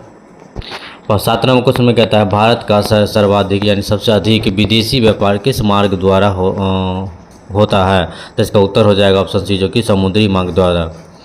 8 नंबर क्वेश्चन में कहता है देश का कितना प्रतिशत व्यापार समुद्रों द्वारा होता है? तो देश का व्यापार जो होता है वो समुद्रों द्वारा ज़्यादा होता है, तो कितना प्रतिशत? तो इसका उत्तर हो जाएगा ऑप्शन डी, जो कि 95% जो है वो समुद्री द्वारा व्यापार होता है। 9 नंबर क्वेश्चन में कहता है देश में मुख्य रूप से कितना प्रतिशत व्यापार समुद्रों द्वारा होता है? तो देश में जो है को मुख्य रूप से, ध्यान देंगे, मुख्य रूप से कितना प्रतिशत व्यापार समुद्रों द्वारा होता है? इसका उत्तर है ऑप्शन बी, जो कि 68%। चलिए अगला प्रश्न देखते हैं। लास्ट तक वीडियो में बने रहिए, काफ़ी इंपॉर्टेंट क्वेश्चन सब है। 10 नंबर क्वेश्चन में कहता है भारत के किस राज्य में 2014 में रेल सेवा पहली बार प्रारंभ की गई? तो इसका उत्तर हो जाएगा ऑप्शन ए, जो कि मेघालय में। तो भारत के जो है मेघालय राज्य में 2014 में रेल सेवा पहली बार प्रारंभ की गई थी, ठीक है। तो निम्न में से कौन राज्य तेल मार्ग से नहीं जुड़ता है? तो तेल मार्ग से नहीं जुड़ने वाला राज्य कौन सा है? तो इसका उत्तर हो जाएगा ऑप्शन डी, जो कि मेघालय जो है वो तेल से नहीं जुड़ा हुआ है। पहला 12 नंबर क्वेश्चन में कहता है भारत के किन शहरों में मेट्रो रेल सेवा उपलब्ध है? तो भारत के किन शहरों में मेट्रो रेल सेवा उपलब्ध है? तो इसका उत्तर हो जाएगा ऑप्शन ए, जो कि कोलकाता एवं दिल्ली में। अगला क्वेश्चन देखते हैं 13 नंबर क्वेश्चन में कहता है डेक्कन ओडेसी रेलगाड़ी किस राज्य में चलती हैं? तो डेक्कन ओडेसी जो है वो रेलगाड़ी वह किस राज्य में चलती है? तो इसका उत्तर हो जाएगा ऑप्शन सी, जो कि महाराष्ट्र में चलती है। 14 नंबर क्वेश्चन में कहता है भारत का सबसे बड़ा रेलवे क्षेत्र कौन सा है? तो भारत का सबसे बड़ा रेलवे क्षेत्र जो है वो कौन सा है? तो इसका उत्तर है ऑप्शन डी, जो कि उत्तर रेल क्षेत्र जो है वह सबसे बड़ा क्षेत्र है। 15 नंबर क्वेश्चन में कहता है भारत का सबसे छोटा रेल क्षेत्र कौन सा है? आप लोग याद रखें, काफ़ी इंपोर्टेंट क्वेश्चन सब है। इसमें कह रहा है सबसे बड़ा, इसमें कह रहा है सबसे छोटा। तो इसका उत्तर जो हो जाएगा ऑप्शन डी हो जाएगा, जो कि उत्तरी पूर्वी रेलवे जो है वो सबसे छोटा रेलवे क्षेत्र है। अगला जो प्रश्न है 16 नंबर क्वेश्चन में कहता है भारत की पहली रेलगाड़ी मुंबई से ठाणे के बीच कब चलाई गई? काफ़ी इंपॉर्टेंट क्वेश्चन है ये। तो भारत की जो पहली रेल मुंबई से ठाणे चलाई गई थी तो कब चलाई गई थी? इसका उत्तर है ऑप्शन ए, जो कि 1853 में चलाई गई थी। 17 नंबर क्वेश्चन में कह रहा है कि भारत में 31 मार्च 2013 तक कितने रेलवे स्टेशन थे? तो इसका सही उत्तर है ऑप्शन सी, जो कि 7172। 18 नंबर क्वेश्चन में कहता है देश में रेल मार्गों की कुल लंबाई कितनी किलोमीटर है। तो देश में रेल मार्गों की जो लंबाई है वो कुल कितनी लंबाई कितनी किलोमीटर है। तो इसका उत्तर हो जाए ऑप्शन डी जो कि 65,436 किलोमीटर है। अगला प्रश्न है 19 नंबर क्वेश्चन में कह रहा है कि पूर्वी मध्य रेल का मुख्यालय कहाँ स्थित है। तो पूर्वी मध्य रेल का मुख्यालय जो है वो कहाँ स्थित है। तो इसका उत्तर हो जाए ऑप्शन सी जो कि हाजीपुर है। 20 नंबर क्वेश्चन में कहता है कि दक्षिण पूर्वी मध्य रेल का मुख्यालय कहाँ अवस्थित है। तो दक्षिण पूर्वी मध्य रेलवे का जो मुख्यालय है वो कहाँ अवस्थित है। तो इसका उत्तर हो जाए ऑप्शन ए जो कि बिलासपुर में। 21 नंबर क्वेश्चन में कहता है कि उत्तर रेलवे का मुख्यालय कहाँ है। तो उत्तर रेलवे का जो मुख्यालय वो कहाँ है। तो इसका उत्तर हो जाए ऑप्शन डी जो कि नई दिल्ली में। काफ़ी इंपॉर्टेंट क्वेश्चन सब है। चलिए नेक्स्ट क्वेश्चन में देखते हैं। अगला प्रश्न जो 22 नंबर क्वेश्चन में क्या कह रहा है कि कोंकण रेलवे कर्नाटक के मंगलोर से रोहा के बीच कितना किलोमीटर लंबी है। तो इसका सही उत्तर हो जाए ऑप्शन डी जो कि 760 किलोमीटर लंबी है। 23 नंबर क्वेश्चन में कहता है प्रशासनिक सुविधा के लिए भारतीय रेल में कितने जोन बनाए गए हैं। तो प्रशासनिक सुविधा के लिए भारतीय रेल में कितने जोन बनाए गए। तो इसका उत्तर हो जाए ऑप्शन बी जो कि 17 जोन बनाए गए हैं। काफ़ी इंपॉर्टेंट क्वेश्चन है ये। 24 नंबर क्वेश्चन में कहता है विश्व की सबसे ऊंची सड़क किस देश में है। तो विश्व की सबसे ऊंची सड़क जो है वो कौन सी है। तो इसका उत्तर हो जाए ऑप्शन सी जो कि चीन में है। नेक्स्ट क्वेश्चन देखते हैं। अगला जो क्वेश्चन है 25 नंबर क्वेश्चन में कहता है भारत में सड़कों का जाल लगभग कितना है। तो भारत में सड़कों का जो जाल है वो लगभग कितना है। तो इसका उत्तर हो जाए ऑप्शन सी जो कि 23 लाख वर्ग किलोमीटर है। 26 नंबर क्वेश्चन में कहता है कि सबसे कम लंबाई की पक्की सड़कें किस राज्य में है। सबसे कम लंबाई की पक्की सड़कें जो है वह किस राज्य में है। तो इसका उत्तर है ऑप्शन डी जो कि लक्षद्वीप में। 27 नंबर क्वेश्चन में कहता है पक्की सड़कों की लंबाई की दृष्टि से यानी कि पक्की सड़कों की लंबाई की दृष्टि से प्रथम स्थान पर कौन सा राज्य है। तो इसका सही उत्तर हो जाए ऑप्शन बी जो कि महाराष्ट्र है। अगला क्वेश्चन देखेंगे। चलिए 28 नंबर क्वेश्चन देखते हैं। वीडियो अच्छा लगे तो वीडियो को लाइक भी कर दीजिए। 28 नंबर क्वेश्चन है सड़कों का सर्वाधिक यानी सबसे अधिक घनत्व तो किस राज्य में पाया जाता है। तो इसका उत्तर हो जाएगा ऑप्शन बी जो कि केरल में। 29 नंबर क्वेश्चन में क्या है कितने वर्ग किलोमीटर क्षेत्र में सड़कों की लंबाई को सड़क घनत्व कहा जाता है। तो इसका उत्तर हो जाए ऑप्शन डी जो कि प्रति 1000 वर्ग किलोमीटर। ठीक है। अगला 30 नंबर क्वेश्चन में कहता है स्वतंत्रता प्राप्ति के समय ध्यान देंगे स्वतंत्रता प्राप्ति के समय जो है देश में सड़कों की कुल लंबाई कितनी थी। तो इसका उत्तर हो जाए ऑप्शन सी जो कि 3.88 लाख किलोमीटर थी। चलिए अगला प्रश्न देखते हैं। अगला जो क्वेश्चन 31 नंबर क्वेश्चन में कहता है कि नागपुर सड़क योजना के अंतर्गत ध्यान देंगे नागपुर सड़क योजना के अंतर्गत सड़कों को कितने भागों में बांटा गया है। तो इसका सही उत्तर हो जाए ऑप्शन ए जो कि चार भागों में बांटा गया है। 32 नंबर क्वेश्चन में कह रहा है निम्नलिखित में से कौन सड़कों का एक वर्ग नहीं है। तो सड़कों का जो वर्ग नहीं है कौन सा नहीं है। तो इसका उत्तर हो जाएगा ऑप्शन सी जो कि स्वर्णिम चतुर्भुज मार्ग जो है वो क्या है सड़कों का वर्ग नहीं है। 33 नंबर क्वेश्चन में कह रहा है कि देश में कुल कितने राष्ट्रीय राजमार्ग है। तो देश में कुल कितने राष्ट्रीय राजमार्ग है। तो इसका उत्तर हो जाएगा ऑप्शन ए जो कि 266। नेक्स्ट क्वेश्चन देखेंगे 34 नंबर क्वेश्चन में क्या कह रहा है कि देश का सबसे लंबा राष्ट्रीय राजमार्ग जो है वह कौन सा है। तो इसका उत्तर हो जाए ऑप्शन डी जो कि राजमार्ग संख्या 7। राजमार्ग संख्या 7 जो है वो देश का सबसे लंबा राष्ट्रीय राजमार्ग कहलाता है। 35 नंबर क्वेश्चन में कहता है कि भारत में कुल कितने अंतर्राष्ट्रीय राष्ट्रीय जलमार्ग हैं। तो इसका उत्तर हो जाएगा ऑप्शन ए जो कि 6 है। 36 नंबर क्वेश्चन में कहता है कि भारतीय अंतर्देशीय जलमार्ग जो है वो प्राधिकरण का गठन किस वर्ष से किया गया था। तो इसका सही उत्तर हो जाएगा ऑप्शन ए जो कि 1986 ईस्वी में हुआ था। चलिए अगला प्रश्न को देखेंगे। अगला जो प्रश्न है 37 नंबर क्वेश्चन में कहता है कि हल्दिया तथा इलाहाबाद के मध्य गंगा जलमार्ग कितना किलोमीटर लंबा है। तो इसका उत्तर हो जाएगा ऑप्शन बी जो कि 1620 किलोमीटर लंबा है। नेक्स्ट क्वेश्चन में देखेंगे 38 नंबर क्वेश्चन में कह रहा है स्वर्णिम चतुर्भुज महामार्ग जो है स्वर्णिम चतुर्भुज महामार्ग से संबंधित नगर है। तो कौन सा है। तो इसका उत्तर ऑप्शन डी जो कि चेन्नई है। चेन्नई जो है वो स्वर्णिम चतुर्भुज महामार्ग से संबंधित है। तो आप लोग याद रखेंगे। 39 नंबर क्वेश्चन में कहता है कि राष्ट्रीय जलमार्ग संख्या 7 जो है वह दक्षिणतम किनारा क्या है। तो इसका उत्तर हो जाए ऑप्शन ए जो कि कन्याकुमारी। ठीक है। याद रखेंगे कि राष्ट्रीय राजमार्ग संख्या 7 का जो दक्षिणतम किनारा है वो क्या है। तो इसका उत्तर कन्याकुमारी है। 40 नंबर क्वेश्चन में कह रहा है कि बिहार में सबसे प्रमुख राष्ट्रीय राजमार्ग संख्या NH2 जो है वह किस नाम से प्रसिद्ध है। तो इसका उत्तर है ऑप्शन ए जो कि ग्रैंड ट्रंक रोड इस नाम से प्रसिद्ध है। आप लोग याद रखेंगे बिहार में सबसे प्रमुख राष्ट्रीय राजमार्ग संख्या NH2 जो है वह ग्रैंड ट्रंक रोड के नाम से प्रसिद्ध है। तो याद रखेंगे, काफ़ी इंपॉर्टेंट क्वेश्चन है ये। अगला 41 नंबर क्वेश्चन में कह रहा है कि राष्ट्रीय जलमार्ग 1 जो है वह क्या है, कहाँ से कहाँ तक है। तो इसका उत्तर है ऑप्शन बी जो कि इलाहाबाद से लेके हल्दिया तक है। ठीक है। 42 नंबर क्वेश्चन में कह रहा है कि देश में कुल कितने बड़े एवं छोटे बंदरगाह हैं। तो देश में कुल कितने बड़े छोटे मिला के बंदरगाह बताना है, तो कितने हैं। तो इसका उत्तर हो जाएगा ऑप्शन ए जो कि 13 जो है वो बड़े बंदरगाह है और 200 जो है वो छोटे बंदरगाह है। 43 नंबर क्वेश्चन में कह रहा है कि भारत के सबसे बड़े बंदरगाह का नाम क्या है। तो भारत में सबसे बड़ा बंदरगाह जो है उसका नाम बताना है, तो कौन सा है। तो इसका उत्तर हो जाए ऑप्शन ए जो कि मुंबई जो है वो क्या है, भारत के सबसे बड़े बंदरगाह का नाम है। याद रखेंगे आप लोग। चलिए अगला प्रश्न को देखते हैं। 44 नंबर क्वेश्चन में क्या कह रहा है, कह रहा है कि कर्क रेखा या उसके आसपास कौन सा बंदरगाह है। तो इसका उत्तर हो जाए ऑप्शन ए जो कि मुंबई है। 45 नंबर क्वेश्चन में कहते हैं पारादीप बंदरगाह किस राज्य में स्थित है। तो इसका सही उत्तर हो जाए ऑप्शन ए जो कि उड़ीसा।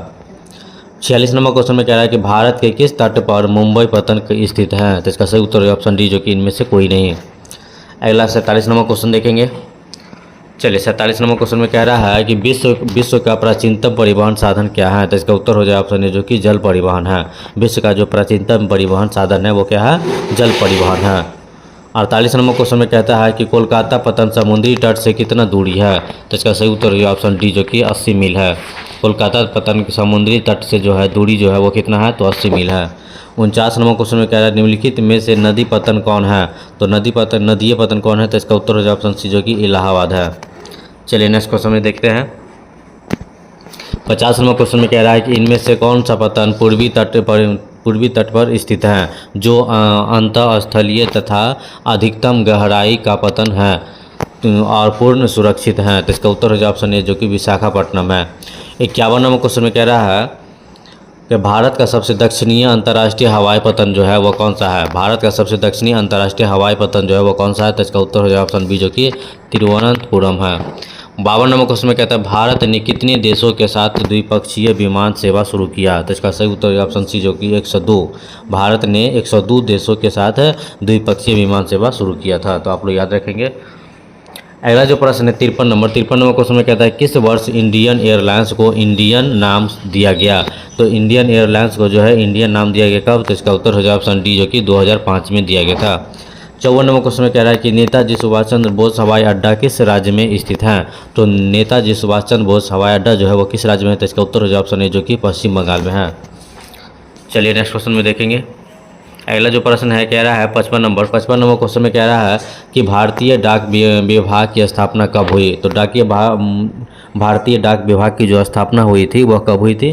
तो इसका उत्तर हो जाए ऑप्शन बी जो कि 1854 ईस्वी में हुई थी। 56 नंबर क्वेश्चन में कह रहा है कि भारत में टेलीग्राम सेवाएं कब प्रारंभ हुई।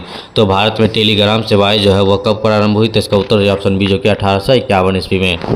57 नंबर क्वेश्चन में कह रहा है कि भारत को कुल कितने डाक क्षेत्रों में बांटा गया है। तो भारत को कुल कितने डाक क्षेत्रों में बांटा गया है। तो इसका उत्तर हो जाए ऑप्शन डी जो कि 8 क्षेत्रों में बांटा गया है। 58 नंबर क्वेश्चन में कहता है इनमें आर्थिक विकास की जीवन रेखा कौन है। तो आर्थिक विकास की जो जीवन रेखा है वो कौन सा है। तो इसका उत्तर हो जाए ऑप्शन डी जो कि इनमें से सभी हैं, जैसे कि संचार, व्यापार और परिवहन, ये जो है आर्थिक विकास सेवा की जीवन रेखा है। अगला जो प्रश्न है 59 नंबर क्वेश्चन में कहता है कि बंगाल गजट जो है का प्रकाशन किस वर्ष से शुरू हुआ था। इसका उत्तर हो जाए ऑप्शन सी जो कि 1780 में शुरू हुआ था। अगला 60 नंबर क्वेश्चन में कहता है कि ऑल इंडियन रेडियो का नाम जो बदलकर जो है आकाशवाणी कब किया गया। याद रखेंगे कि ऑल इंडिया रेडियो जो है इसका नाम बदलकर आकाशवाणी का कब किया गया था। इसका उत्तर हो जाए ऑप्शन सी जो कि 1957 में कर दिया गया था। 61 नंबर क्वेश्चन में कहता है कि एनोर पत्तन किस राज्य में स्थित है। एनोर पत्तन जो है वह किस राज्य में स्थित है। तो इसका उत्तर हो जाए ऑप्शन सी जो कि तमिलनाडु में स्थित है। काफ़ी इंपॉर्टेंट क्वेश्चन सब है। चलिए अगला प्रश्न को देखेंगे। अगला जो प्रश्न है 62 नंबर क्वेश्चन में कहता है देश में एक डाकघर औसतन कितने लोगों को सेवा दे रहा है। तो देश में एक डाकघर जो है औसतन कितने लोगों को सेवाएं दे रहे हैं। तो इसका उत्तर हो जाए ऑप्शन सी जो कि 7817 लोगों की सेवा दे रही है। 63 नंबर क्वेश्चन में कहता है देश में कितनी विशेष आर्थिक क्षेत्र विकसित हैं। तो देश में कितने विशेष आर्थिक क्षेत्र जो है वह विकसित है, तो इसका उत्तर ऑप्शन बी जो कि 7 है। अगला 64 नंबर क्वेश्चन में कहता है कि मोरमुगाओ बंदरगाह कहाँ है। तो मोरमुगाओ बंदरगाह जो है वो कहाँ है, तो इसका उत्तर हो ऑप्शन बी जो कि गोवा में स्थित है। चलिए अगला प्रश्न है 65 नंबर क्वेश्चन में कहता है कांडला विशेष आर्थिक क्षेत्र कहाँ है। तो कांडला विशेष आर्थिक क्षेत्र जो है वह कहाँ है, तो इसका उत्तर हो ऑप्शन डी जो कि गुजरात में है। काफ़ी इंपोर्टेंट क्वेश्चन है। वीडियो अच्छा लगे तो वीडियो को दोस्तों में शेयर कीजिए। धन्यवाद। हेलो स्टूडेंट, आप लोग कैसे हैं? उम्मीद करते हैं आप लोग अच्छे होंगे। तो स्वागत है आपका अपना YouTube channel success getting point में। आज के इस वीडियो में 10वीं कक्षा के ज्योग्राफी यानी सोशल साइंस की ज्योग्राफी का 5वां चैप्टर जो कि बिहार कृषि एवं वन्य संसाधन है, इस चैप्टर से जितने भी क्वेश्चन ऑब्जेक्टिव बन रहे हैं वो सारे क्वेश्चन इस वीडियो में बताएंगे। तो शुरू से लास्ट तक देखते रहिएगा वीडियो, ताकि ये इस चैप्टर से एक भी क्वेश्चन न छूटे। तो चलिए शुरुआत करते हैं क्वेश्चन नंबर 1 से। चैनल पर नहीं तो चैनल को सब्सक्राइब कर लीजिएगा, बेल आइकन को भी दबाइएगा ताकि आने वाली वीडियो सबसे पहले आप पहुँचे। तो चलिए शुरुआत करते हैं क्वेश्चन नंबर 1। क्वेश्चन नंबर 1 में कहता है बिहार में ग्रेन ट्रक रोड, यानी कि जो भी क्वेश्चन बताएंगे वो काफ़ी इंपॉर्टेंट रहेगा, जो कि आप लोगों को याद कर लेना ही है। तो बिहार में ग्रेन ट्रक रोड की राष्ट्रीय राजमार्ग संख्या क्या है। तो बिहार में ग्रेन ट्रक रोड का जो राष्ट्रीय राजमार्ग है वो संख्या कितनी है, तो इसका उत्तर हो जाएगा ऑप्शन बी जो कि 2 है। 2 नंबर क्वेश्चन में कहता है बिहार में रेलवे परिवहन का शुभारंभ कब से माना जाता है। तो बिहार में जो रेल परिवहन का शुभारंभ हुआ था वो कब से हुआ था, तो इसका उत्तर हो जाएगा ऑप्शन बी जो कि 1860 से माना जाता है। 3 नंबर क्वेश्चन में कहता है बिहार की पहली रेल लाइन थी। तो बिहार की पहली जो रेल लाइन थी वो कौन सी थी, तो इसका उत्तर हो जाएगा ऑप्शन बी जो कि ईस्ट इंडिया रेल मार्ग थी। 4 नंबर क्वेश्चन में कहता है बिहार के सोना अयस्क से प्रति टन सोना प्राप्त होता है। तो बिहार के सोना अयस्क से प्रति टन सोना प्राप्त होता है कितना, तो सही उत्तर है ऑप्शन बी जो कि 0.1 से लेके 6 ग्राम तक। 5 नंबर क्वेश्चन में कहता है कि बिहार सीमा में रेल मार्ग की कुल कितनी लंबाई है। तो बिहार की सीमा में जो रेल मार्ग है वो कितनी लंबाई में है, कुल कितनी है, तो इसका उत्तर हो जाएगा ऑप्शन ए जो कि 6283 किलोमीटर जो है कुल लंबाई है। 6 नंबर क्वेश्चन में कहता है बिहार में रज्जु मार्ग कहाँ है। भी प्रश्न है, बिहार में जो है रज्जु मार्ग है वह कहाँ है, तो इसका उत्तर है ऑप्शन बी जो कि राजगीर में है। राजगीर में जो है बिहार रज्जु मार्ग है। चलिए नेक्स्ट क्वेश्चन देखते हैं। अगला प्रश्न है, ध्यान देंगे 7 नंबर क्वेश्चन में कहता है बिहार में कितने जिले हैं। तो बिहार में कितने जिले हैं, तो इसका उत्तर हो जाएगा ऑप्शन सी जो कि 38 जिले हैं। 8 नंबर क्वेश्चन में कह रहा है कि बिहार की सबसे महत्वपूर्ण फसल कौन सी है। बिहार की जो सबसे महत्वपूर्ण फसल है वो कौन सी है, तो इसका उत्तर हो जाएगा ऑप्शन ए जो कि अगहनी फसल। 9 नंबर क्वेश्चन में कहता है कि 2001 में बिहार की कुल जनसंख्या थी, तो कितनी थी, तो इसका उत्तर हो जाएगा ऑप्शन सी जो कि 8 करोड़ से अधिक। 2001 में जो बिहार की जो कुल जनसंख्या थी वह 8 करोड़ से अधिक थी। चलिए अगला प्रश्न देखते हैं। अगला जो क्वेश्चन है 10 नंबर क्वेश्चन ध्यान से देखेंगे। कह रहा है बिहार में कुल कितने अधिसूचित क्षेत्र में वन का विस्तार है। तो बिहार में कुल कितने अधिसूचित क्षेत्र में वन का विस्तार है, तो इसका उत्तर हो जाएगा ऑप्शन ए जो कि 6374 वर्ग किलोमीटर जो है ये अधिसूचित क्षेत्र में वन का विस्तार है। 11 नंबर क्वेश्चन में कहता है कि 1991 से लेकर 2001 के दौरान बिहार की जनसंख्या वृद्धि दर है, तो कितनी है, तो इसका उत्तर हो जाएगा ऑप्शन सी जो कि 28.63% है। 28.63% जो है वह 1991 से लेकर 2001 के दौरान बिहार की जनसंख्या वृद्धि दर है। 12 नंबर क्वेश्चन में कहता है बिहार में ग्रामीण आबादी है। तो बिहार में ग्रामीण आबादी कितनी है, तो इसका उत्तर हो जाएगा ऑप्शन ए जो कि 89.5% है। अगला 13 नंबर क्वेश्चन में है। 13 नंबर क्वेश्चन में कहता है बिहार में खनिज तेल के मिलने की संभावना है। तो बिहार में खनिज तेल के मिलने की संभावना कहाँ है, तो इसका उत्तर हो जाएगा ऑप्शन डी जो कि गंगा के द्रोणी में। गंगा की द्रोणी में जो है खनिज तेल मिलने की संभावना होती है। 14 नंबर क्वेश्चन में कह रहा है बिहार में लगभग कितने जिले बाढ़ग्रस्त है। तो बिहार में कितने जिले जो है वह बाढ़ से ग्रस्त है, तो इसका उत्तर हो जाएगा ऑप्शन सी जो कि 28 जिले जो है वह क्या है बाढ़ से ग्रस्त है। 15 नंबर क्वेश्चन में कहता है बिहार राज्य का क्षेत्रफल कितना है। बिहार राज्य का जो क्षेत्रफल है वो कितना है, तो इसका उत्तर हो जाएगा ऑप्शन सी जो कि 94,163 वर्ग किलोमीटर है। बिहार का जो क्षेत्रफल है बिहार राज्य का वो कितना है, तो 94,163 वर्ग किलोमीटर है। अगला क्वेश्चन देखेंगे। अगला क्वेश्चन में क्या है 16 नंबर क्वेश्चन में कह रहा है कि बिहार का कौन सा भाग सर्वाधिक यानी सबसे अधिक सूखा प्रवण है। तो इसका उत्तर हो जाएगा ऑप्शन सी जो कि दक्षिण बिहार जो है बिहार का सबसे अधिक सूखा प्रवण है। 17 नंबर क्वेश्चन में कहता है बिहार के बीचों बीच में प्रवाहित होने वाले जीवनदायिनी नदी कौन है। तो बिहार के बीचों बीच में प्रवाहित होने वाले जीवनदायिनी नदी जो है वो कौन सी है, तो इसका उत्तर हो जाएगा ऑप्शन ए जो कि गंगा है। 18 नंबर क्वेश्चन में कहता है बिहार में कितने प्रतिशत क्षेत्र में वन है। तो बिहार के कितने प्रतिशत क्षेत्र में वन है, तो इसका उत्तर हो जाएगा ऑप्शन डी जो कि 7%, जो कि बहुत इंपॉर्टेंट क्वेश्चन है।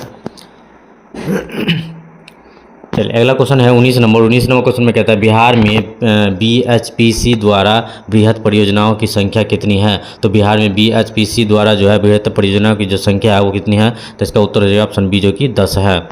20 नंबर क्वेश्चन में कहता है कि बिहार का जो है पूरब से पश्चिम एवं उत्तर से दक्षिण अधिकतम विस्तार कितना किलोमीटर है। तो इसका उत्तर हो जाएगा ऑप्शन ए जो कि 483 एवं 362 किलोमीटर है। यानी 383 जो है वह पश्चिम से उत्तर है और 362 किलोमीटर जो है वह दक्षिण से उत्तर से दक्षिण विस्तार दिया गया है।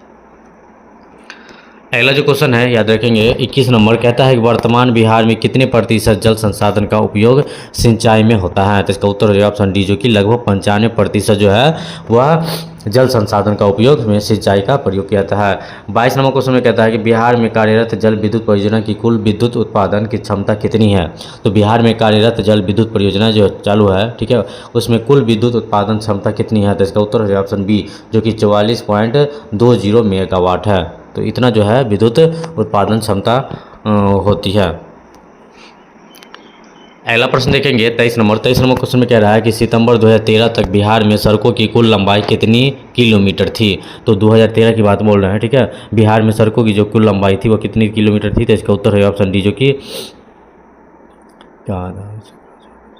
1,80,540.41 किलोमीटर थी। आप लोग याद रखेंगे। 24 नंबर क्वेश्चन में कहता है जनसंख्या घनत्व की दृष्टि से देश में बिहार को कौन सा स्थान प्राप्त है। तो इसका उत्तर हो जाएगा ऑप्शन बी जो कि दूसरा है। जनसंख्या घनत्व की दृष्टि से याद रखेंगे, जनसंख्या की दृष्टि से जो है देश में यानी पूरे देश में जो है बिहार का कौन सा स्थान है, तो दूसरा स्थान है। 25 नंबर क्वेश्चन में कहता है बिहार में नहरों द्वारा सबसे अधिक सिंचाई किस जिले में होती है। तो बिहार में नहरों द्वारा सबसे अधिक यानी सर्वाधिक सिंचाई जो है वो किस जिले में होती है। तो इसका उत्तर हो जाएगा ऑप्शन ए जो कि रोहतास जिला में। चलिए नेक्स्ट क्वेश्चन देखते हैं। अगला जो प्रश्न है 26 नंबर क्वेश्चन में कहता है बिहार में कितने प्रतिशत क्षेत्र में खेती की जाती है। बिहार में जो है कितने प्रतिशत क्षेत्र में खेती की जाती है। तो इसका उत्तर हो जाएगा ऑप्शन बी जो कि 60% जो है वह क्या है, खेती की जाती है। 27 नंबर क्वेश्चन में कह रहा है कि बिहार में प्रायः कैसी मिट्टी पाई जाती है। तो बिहार में प्रायः कैसी मिट्टी पाई जाती है। तो इसका उत्तर हो जाएगा ऑप्शन सी जो कि जलोढ़ मिट्टी पाई जाती है। 28 नंबर क्वेश्चन में 2001 की जनगणना के अनुसार बिहार में प्रति वर्ग किलोमीटर कितने व्यक्ति रहते हैं। तो इसका उत्तर हो जाएगा ऑप्शन बी जो कि 881 व्यक्ति रहते हैं, ठीक है। 2001 की जनगणना के अनुसार बताया गया है। अगला क्वेश्चन है 29 नंबर क्वेश्चन में कह रहा है 2006 से लेकर 7 में बिहार में कितने लाख टन का धान उत्पादन हुआ। तो 2006-7 में जो है बिहार में कितने लाख टन का धान जो है उत्पादन हुआ। तो इसका उत्तर हो जाएगा ऑप्शन सी जो कि 50 लाख टन। 30 नंबर क्वेश्चन में कहता है बिहार में चूना पत्थर का कुल भंडार कितना मीट्रिक टन है। तो बिहार में चूना पत्थर का जो भंडार है वो कितना मीट्रिक टन है। तो इसका उत्तर हो जाएगा ऑप्शन डी जो कि 210.85 मीट्रिक टन है। 31 नंबर क्वेश्चन में कह रहा है कि बिहार में कितने टन गन्ना से 1 टन चीनी प्राप्त होती है। तो बिहार में कितने टन गन्ना यानी कितने टन गन्ना से जो है 1 टन चीनी प्राप्त होती है। तो इसका उत्तर है ऑप्शन सी जो कि 10। चलिए नेक्स्ट क्वेश्चन देखेंगे। अगला जो क्वेश्चन है 32 नंबर, काफ़ी इंपॉर्टेंट है। 32 नंबर क्वेश्चन में कह रहा है 2001 की जनगणना के अनुसार, याद रखेंगे 2001 की जनगणना के अनुसार बिहार की नगरीय आबादी हैं। तो 2001 की जनगणना के अनुसार जो है बिहार की नगरीय आबादी जो है वो कितना है। तो इसका उत्तर हो जाएगा ऑप्शन सी जो कि 10.5% है। 33 नंबर क्वेश्चन में कहता है बिहार का सबसे बड़ा नगर कौन सा है। बिहार का सबसे बड़ा नगर जो है वो कौन सा है। तो इसका उत्तर हो जाएगा ऑप्शन ए जो कि पटना है। पटना जो है बिहार का सबसे बड़ा नगर है, आप लोग याद रखेंगे। 34 नंबर क्वेश्चन में कहता है बिहार राज्य में सबसे कम जनघनत्व वाला जिला है। तो बिहार राज्य में सबसे कम घनत्व वाला जिला जो है वो कौन सा है। तो इसका उत्तर हो जाएगा ऑप्शन ए जो कि कैमूर जिला है। 35 नंबर क्वेश्चन में कहता है बिहार का सर्वाधिक यानी सबसे अधिक जनसंख्या घनत्व वाला जिला कौन सा है। तो इसका उत्तर हो जाएगा ऑप्शन सी जो कि पटना है। पटना जो है बिहार का सबसे अधिक जनसंख्या घनत्व वाला जिला है। चलिए अगला प्रश्न को देखेंगे। अगला जो प्रश्न है 36 नंबर क्वेश्चन में कह रहा है कि बिहार में देश के खनिज संसाधन भंडार का कितना प्रतिशत है। तो बिहार में देश के खनिज संसाधन भंडार का जो है कितना प्रतिशत है। तो इसका उत्तर हो जाएगा ऑप्शन डी जो कि 1% से भी कम। 37 नंबर क्वेश्चन में कहता है बिहार में किस शहर में कांच उद्योग स्थापित है। तो बिहार के किस शहर में जो है कांच उद्योग स्थापित है। तो इसका उत्तर हो जाएगा ऑप्शन ए जो कि हाजीपुर में। 38 नंबर क्वेश्चन में कहता है बिहार में बंदूक का कारखाना कहाँ स्थापित है। बिहार में बंदूक का जो कारखाना है वह कहाँ स्थापित है, तो इसका उत्तर हो जाएगा ऑप्शन बी जो कि मुंगेर में है। मुंगेर में जो है बंदूक का कारखाना स्थित है। चलिए अगला प्रश्न देखेंगे। अगला जो क्वेश्चन है 39 नंबर क्वेश्चन में कह रहा है कि बिहार में रेल कोच मरम्मत का कारखाना कहाँ लगाया गया है। तो बिहार में रेल कोच मरम्मत जो होता है वह कारखाना कहाँ लगाया गया है, तो इसका उत्तर हो जाएगा ऑप्शन बी जो कि नालंदा जिला के हरनौत में। ठीक है, नालंदा जिला के हरनौत में जो है रेल कोच मरम्मत का कारखाना लगाया गया है। चलिए अगला क्वेश्चन को देखेंगे। 40 नंबर क्वेश्चन में कहता है चावल उत्पादन में बिहार राज्य का भारत में कौन सा स्थान प्राप्त है। तो चावल उत्पादन में बिहार राज्य का जो है भारत में कौन सा स्थान प्राप्त है, तो इसका उत्तर हो जाएगा ऑप्शन डी जो कि चौथा। 41 नंबर क्वेश्चन में कह रहा है कि मक्का बिहार का कौन सा मुख्य खाद्यान्न फसल है। मक्का जो है बिहार का कौन सा मुख्य खाद्यान्न फसल है, तो इसका उत्तर हो जाएगा ऑप्शन सी जो कि तीसरा फसल है। 42 नंबर क्वेश्चन में कहता है कि दलहन उत्पादन में बिहार में किस जिला को प्रथम स्थान प्राप्त है। तो दलहन उत्पादन में जो है दलहन जो उत्पादन होता है तो बिहार में किस जिला को प्रथम स्थान प्राप्त है, तो इसका उत्तर हो जाएगा ऑप्शन डी जो कि पटना को। 43 नंबर क्वेश्चन में कहता है संपूर्ण देश में कितने प्रतिशत जूट का उत्पादन बिहार में होता है। तो संपूर्ण देश यानी पूरा देश में जो है जूट का उत्पादन जो होता है वो बिहार में कितना होता है, तो इसका उत्तर हो जाएगा ऑप्शन सी जो कि 8% होता है, जो कि काफ़ी इंपॉर्टेंट क्वेश्चन है। 44 नंबर क्वेश्चन देखेंगे। 44 नंबर क्वेश्चन में कह रहा है 44 क्वेश्चन कह रहा है कि देश में चीनी उत्पादन में बिहार को कौन सा स्थान प्राप्त है। देश में जो चीनी उत्पादन होते हैं, ठीक है, बिहार को कौन सा स्थान प्राप्त है, तो इसका उत्तर हो जाएगा ऑप्शन सी जो कि 7वां स्थान प्राप्त है। अगला प्रश्न 45 नंबर क्वेश्चन में कह रहा है देश में सब्जी उत्पादन में बिहार को कौन सा स्थान प्राप्त है, तो इसका उत्तर हो जाएगा ऑप्शन सी जो कि तीसरा स्थान प्राप्त है। 46 नंबर क्वेश्चन में कहता है कि उड़न गिलहरी जो है बिहार के किस जिले में पाई जाती है। तो उड़न गिलहरी जो है वो बिहार के किस जिले में पाई जाती है, तो इसका उत्तर हो जाएगा ऑप्शन डी जो कि शाहाबाद में पाई जाती है। याद रखेंगे आप लोग कि उड़न गिलहरी जो है बिहार के शाहाबाद में स्थित है। अगला क्वेश्चन 47 नंबर क्वेश्चन में कहता है सिलिका सैंड बिहार के किस जिला में मिलता है। तो सिलिका सैंड जो है बिहार के किस जिला में मिलता है, तो इसका उत्तर हो जाएगा ऑप्शन ए जो कि मुंगेर जिले में मिलते हैं। 48 नंबर क्वेश्चन में कह रहा है कि मैग्नेटाइट पत्थर का कुल भंडार बिहार में कितना मीट्रिक टन है। तो मैग्नेटाइट पत्थर का जो कुल भंडार है वो बिहार में कितना मीट्रिक टन है, तो इसका उत्तर हो जाएगा ऑप्शन बी जो कि 0.59 हज़ार टन है। 49 नंबर क्वेश्चन में कहता है तंबाकू उत्पादन में बिहार को कौन सा स्थान प्राप्त है। तंबाकू उत्पादन में जो है बिहार को कौन सा स्थान प्राप्त है, तो इसका उत्तर हो जाएगा ऑप्शन डी जो कि छठा जो स्थान है प्राप्त है तंबाकू उत्पादन में बिहार। 50 नंबर क्वेश्चन में कहता है गंगा के मैदान की दक्षिणी सीमा पर जो है किस प्रकार की मिट्टी मिलती है, तो इसका उत्तर हो जाएगा ऑप्शन बी जो कि बलधर मिट्टी मिलती है।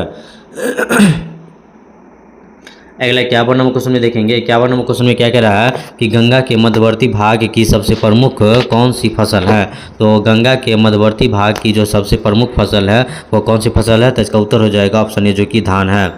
52 नंबर क्वेश्चन में कहता है गंडक परियोजना विवय प्रश्न है, आप लोग इसको नोट कर लेंगे या तो रट लेंगे।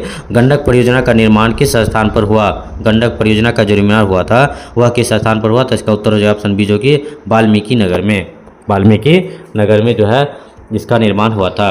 53 नंबर क्वेश्चन में क्या कह रहा है कि गंडक नदी की लंबाई कितनी है। गंडक नदी की जो लंबाई है वो कितनी है, तो इसका उत्तर हो जाएगा ऑप्शन ए जो कि 425 किलोमीटर है। 425 किलोमीटर जो है वो गंडक नदी की लंबाई है। अगला जो प्रश्न है 54 नंबर क्वेश्चन में कह रहा है कि निम्नलिखित नदियों में से यानी 4 ऑप्शन में जो नदी दिया गया है उस नदियों में से किसे बिहार का शोक कहा जाता है। तो बिहार का जो शोक नदी कहा जाता है वो किसे कहा जाता है, तो इसका उत्तर हो जाएगा ऑप्शन सी जो कि कोसी को कहते हैं। ठीक है, कोसी को जो है बिहार का शोक नदी कहा जाता है। 55 नंबर क्वेश्चन में कहता है कि सारण नहर का निर्माण गोपालगंज प्रखंड में कब हुआ था। तो सारण नहर का जो निर्माण हुआ था गोपालगंज प्रखंड में वह कब हुआ था, तो इसका उत्तर हो जाएगा ऑप्शन सी जो कि 1880 ईस्वी में हुआ था। 56 नंबर क्वेश्चन में कहता है ढाका नहर किस नदी पर बनी है। तो ढाका नहर जो है वह किस नदी पर बनी है, तो इसका उत्तर हो जाएगा ऑप्शन ए जो कि लाल बकिया नदी पर जो है ये ढाका नहर बना हुआ है। 57 नंबर क्वेश्चन में कहता है कांवर झील किस जिले में स्थित है। कांवर झील जो है वो किस जिले में स्थित है, तो इसका उत्तर हो जाएगा ऑप्शन सी जो कि बेगूसराय जिले में स्थित है, जो काफ़ी इंपॉर्टेंट है ये।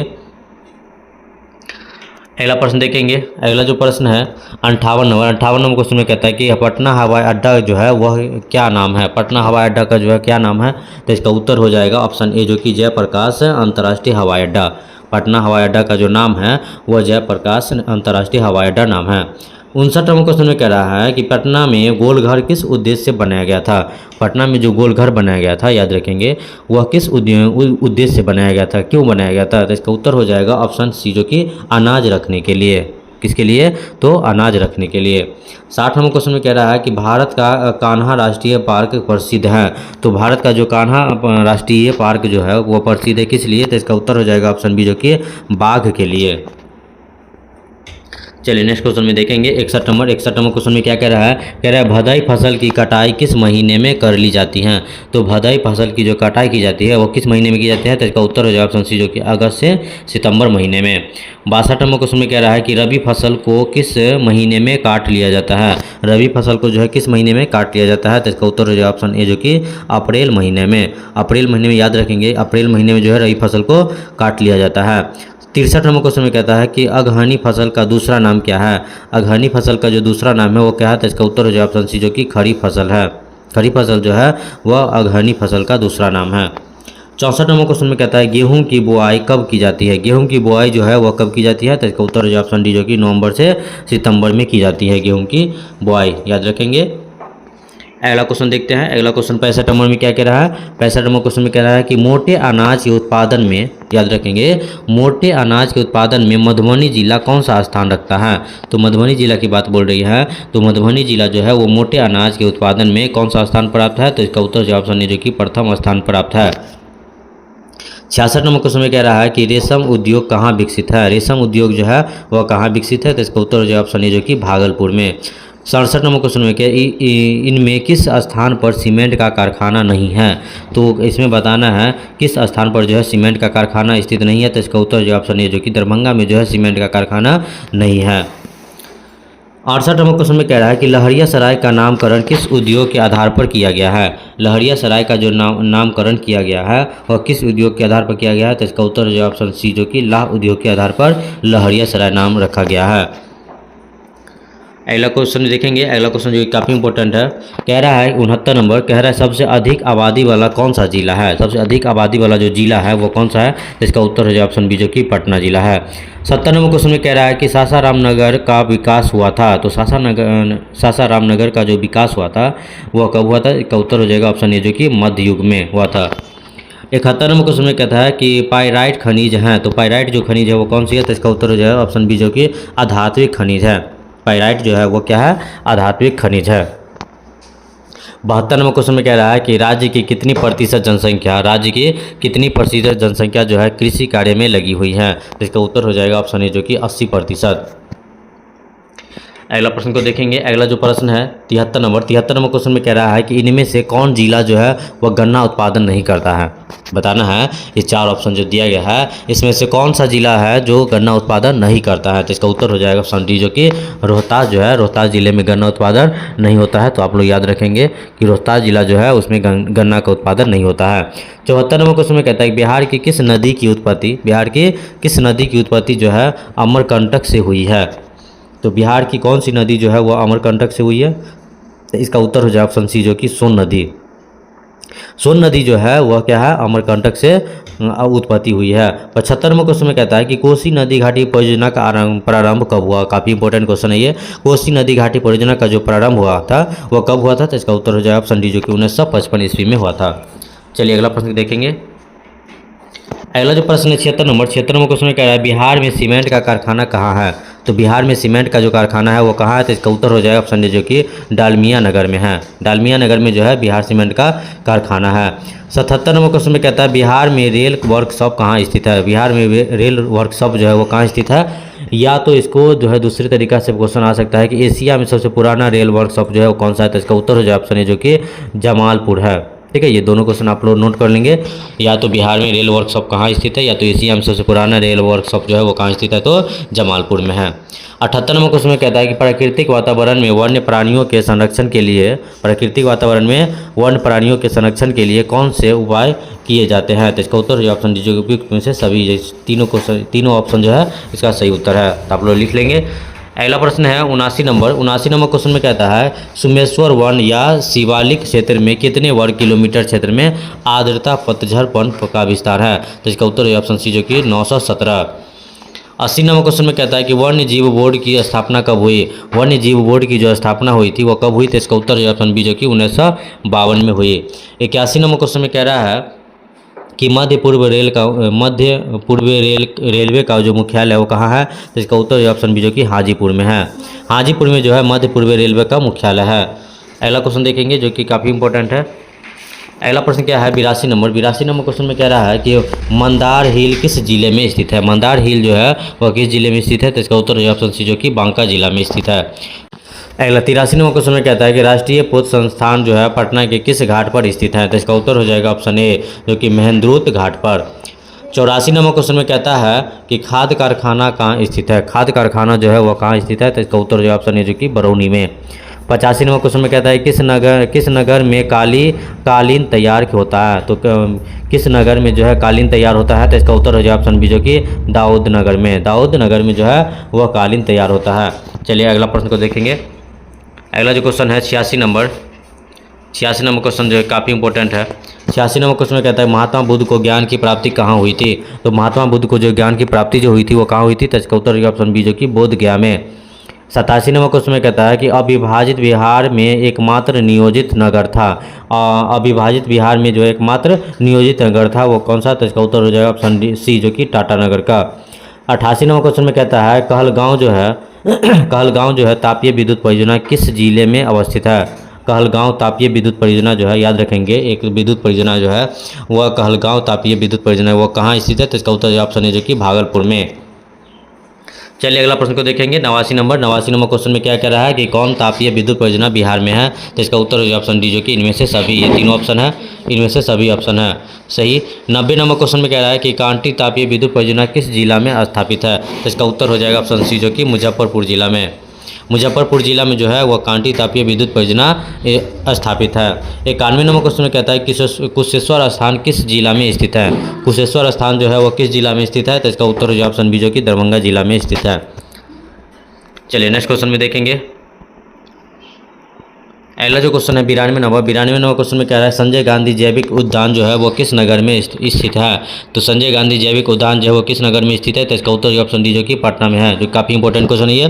93 नंबर क्वेश्चन में कह रहा है चूना पत्थर का उपयोग मुख्य रूप से किस उद्योग में होता है, तो इसका उत्तर हो जाएगा ऑप्शन ए जो कि सीमेंट उद्योग में, चूना पत्थर का उपयोग जो है वो सीमेंट उद्योग में उपयोग किया जाता है। 94 नंबर क्वेश्चन में कह रहा है 94 क्वेश्चन में कह रहा है डॉक्टर राजेंद्र प्रसाद का जन्म स्थान कहाँ है, तो डॉक्टर राजेंद्र प्रसाद का जो जन्म स्थान है वो कहाँ है, तो इसका उत्तर ऑप्शन बी जो कि बिहार में है। 95 नंबर क्वेश्चन में कह रहा है कि ककोलत जो है जल प्रताप बिहार के किस जिले में स्थित है, ककोलत जल प्रताप जो है वो बिहार के किस जिले में स्थित है, तो इसका उत्तर ऑप्शन बी जो कि नवादा जिला में। अगला 96 नंबर क्वेश्चन में कह रहा है कि किस देश की सीमा बिहार से जुड़ी है, किस देश की सीमा जो है वह बिहार से जुड़ी है, तो इसका उत्तर ऑप्शन ए जो कि नेपाल से।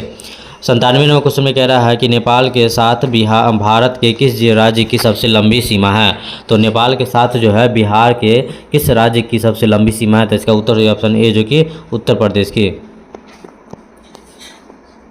में कहता है कि प्रवर्तीय छायाकरण के अंतर्गत ढाल को प्रदर्शित किया जाता है, तो प्रवर्तीय छायाकरण के अंतर्गत ढाल को प्रदर्शित किया जाता है, तो इसका सही उत्तर है ऑप्शन डी जो कि गहरी आभा से। अगला प्रश्न कह रहा है 2 नंबर क्वेश्चन में कह रहा है कि प्रवर्तीय छायाकरण विधि से भू आकृतियों पर किस दिशा में प्रकाश पड़ने की कल्पना की जाती है, तो इसका उत्तर है ऑप्शन सी जो कि उत्तर पश्चिम में। 3 नंबर क्वेश्चन में कहता है कि हैसियो विधि का विकास करने वाला लेहमान किस देश के निवासी थे, तो ध्यान देंगे कि हैसियोड विधि का जो विकास करने वाला लेहमान थे वह किस देश के निवासी थे, तो इसका उत्तर हो जाएगा ऑप्शन सी जो कि भारत के निवासी थे। अगला प्रश्न को देखेंगे। अगला जो क्वेश्चन है 4 नंबर क्वेश्चन में कहता है हैस्यूर विधि के प्रतिपादक कौन है। तो हैस्यूर विधि के जो प्रतिपादक है वो कौन है, तो इसका उत्तर हो जाएगा ऑप्शन ए जो कि सेक्शन मेजर लेहमान है। अगला 5 नंबर क्वेश्चन में कहता है हैस्यूर विधि में ऊंचावच निरूपण से संबंधित नहीं है, तो इसका सही उत्तर हो जाएगा ऑप्शन सी जो कि मोटी रेखाएँ। मोटी रेखाएँ जो है वो क्या है, हैस्यूर विधि से ऊंचावच निरूपण से संबंधित नहीं है। अगला 6 नंबर क्वेश्चन में कह रहा है, ध्यान देंगे कि हैस्यूर विधि में ढालू हिस्सा किस रंग का दिखाई देता है। तो हैस्यूर विधि में ढालू हिस्सा का किस रंग का दिखाई देता है, तो इसका उत्तर हो जाएगा ऑप्शन सी जो कि काला रंग का दिखाई देता है। अगला 7 नंबर क्वेश्चन में कह रहा है यदि सर्वोच्च रेखाएं दूर दूर खींची गई, यदि सर्वोच्च रेखाएं जो है दूर दूर खींची गई तो किस प्रकार की ढाल का प्रदर्शन होता है, तो इसका उत्तर हो जाएगा ऑप्शन डी जो कि धीमी ढाल का प्रदर्शन होता है जब सर्वोच्च रेखाएं दूर दूर खींची जाती हैं। तो अगला 8 नंबर क्वेश्चन में कहता है कि समोच्च रेखाएं एक दूसरे को क्या करती हैं, तो इसका उत्तर हो जाएगा कभी नहीं काटती हैं। याद रखेंगे समोच्च रेखाएं जो है वो एक दूसरे को कभी नहीं काटती है। अगला 9 नंबर क्वेश्चन में कहता है समोच्च रेखा विधि का प्रतिपादन सर्वप्रथम एक डच अभियंता एन कुक्रुइस ने कब किया था, तो इसका उत्तर हो जाएगा ऑप्शन सी जो कि 1730 में किया था, जो काफ़ी इंपॉर्टेंट क्वेश्चन है। चलिए अगला प्रश्न को देखेंगे। अगला जो प्रश्न 10 नंबर क्वेश्चन में कह रहा है कि किस विधि से मानचित्र काफ़ी आकर्षक एवं सजीव दिखता है, तो इसका उत्तर हो जाएगा ऑप्शन बी जो कि हैस्यूर विधि से। हैस्यूर विधि से जो है मानचित्र काफ़ी आकर्षक एवं सजीव दिखता है। 11 नंबर क्वेश्चन में कह रहा है कि भारत में सर्वोच्च रेखा विधि का प्रयोग सर्वप्रथम कब हुआ। तो भारत में सर्वोच्च रेखा विधि का जो प्रयोग हुआ था वह सर्वप्रथम कब हुआ था, तो इसका उत्तर हो जाएगा ऑप्शन बी जो कि 1895 में हुआ था। अगला प्रश्न देखेंगे। अगला जो क्वेश्चन है 12 नंबर क्वेश्चन में कह रहा है कि सीढ़ी नुमा भी प्रश्न है। सीढ़ी नुमा ढाल दिखाने के लिए कितनी समोच्च रेखाएं निश्चित अंतराल पर बनाई जाती हैं, तो इसका उत्तर हो जाएगा ऑप्शन सी जो कि दो अंतराल पर बनाई जाती हैं। 13 नंबर क्वेश्चन में कहता है कि रंजन विधि में नीची जमीन या मैदान को किस रंग से दिखाया जाता है। तो रंजन विधि में जो है नीची जमीन या मैदान को जो है किस रंग से दिखाया जाता है, तो इसका उत्तर हो जाएगा ऑप्शन ए जो कि हरे तथा पीले रंग से दिखाए जाते हैं। 14 नंबर क्वेश्चन में कह रहा है कि रंजन विधि में अधिक ऊंची जमीन को किस रंग से दिखलाया जाता है। तो रंजन विधि में जो है अधिक ऊंची जमीन जो रहता है उसको किस रंग से दिखाया जाता है, तो इसका उत्तर है ऑप्शन डी जो कि गाढ़ा भूरे रंग से। नेक्स्ट क्वेश्चन में देखेंगे। अगला प्रश्न 15 नंबर है। 15 नंबर क्वेश्चन में कह रहा है अस्तर रंजन विधि के अंतर्गत मानचित्रों में नीले रंग किस भाग को दिखाता है, तो इसका उत्तर है ऑप्शन डी जो कि जल को दिखाता है। अगला 16 नंबर क्वेश्चन में कह रहा है 16 नंबर क्वेश्चन के मानचित्र में स्थानीय ऊंचाई को किसके द्वारा दिखाया जाता है, तो इसका उत्तर रहेगा ऑप्शन बी जो कि बिंदुओं द्वारा दिखाया जाता है। 17 नंबर क्वेश्चन में कह रहा है कि मानचित्र पर समोच्च रेखाओं को किस रंग से प्रदर्शित किया जाता है, तो इसका उत्तर रहेगा ऑप्शन ए जो कि बादामी रंग से प्रदर्शित किया जाता है। आप लोग याद रखेंगे, इंपॉर्टेंट क्वेश्चन है। अगला 18 नंबर क्वेश्चन में कहता है कि स्थलाकृति लक्षणों से मिलते जुलते प्रतीकों के द्वारा के द्वारा मानचित्र के दृश्य भूमि के प्रदर्शन की विधि को क्या कहते हैं, तो इसका उत्तर ऑप्शन है जो कि आकृतिक विधि कहते हैं। अगला जो क्वेश्चन है 19 नंबर क्वेश्चन में कहता है समुद्र की सतह सर्वत्र कैसी होती है। तो समुद्र की सतह जो होती है वो सर्वत्र कैसी होती है, तो इसका उत्तर ऑप्शन बी जो कि बराबर होती है। 20 नंबर क्वेश्चन में कहता है किस विधि में उच्चवाच्य को प्रदर्शित करने के लिए, ठीक है, उच्चवाच्य को प्रदर्शित करने के लिए रंगों का प्रयोग किया जाता है, तो कौन सी रंग का, उत्तर हो जाएगा ऑप्शन ए जो कि अस्तर रंजन विधि का प्रयोग किया जाता है। नेक्स्ट क्वेश्चन में देखेंगे जो कि काफ़ी इंपॉर्टेंट क्वेश्चन है। चलिए अगला प्रश्न 21 नंबर क्वेश्चन में कहता है एक दूसरे से सटी खींची गई समोच्च रेखाएं किससे प्रदर्शित करती हैं, तो इसका उत्तर हो जाएगा ऑप्शन ए जो कि खड़ी ढाल को प्रदर्शित करती हैं। 22 नंबर क्वेश्चन में कहता है कि उच्चावच प्रदर्शन के लिए हैस्यूर विधि का विकास किसने किया था।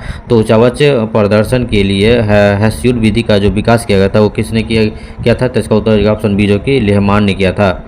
23 नंबर क्वेश्चन में कहता है कि तल चिन्ह की सहायता से, याद रखेंगे कि तल चिन्ह की सहायता से किसी स्थान विशेष की मापी गई ऊंचाई को क्या कहा जाता है, तो इसका उत्तर हो जाएगा ऑप्शन ए जो कि ढाल प्रवणता कहते हैं।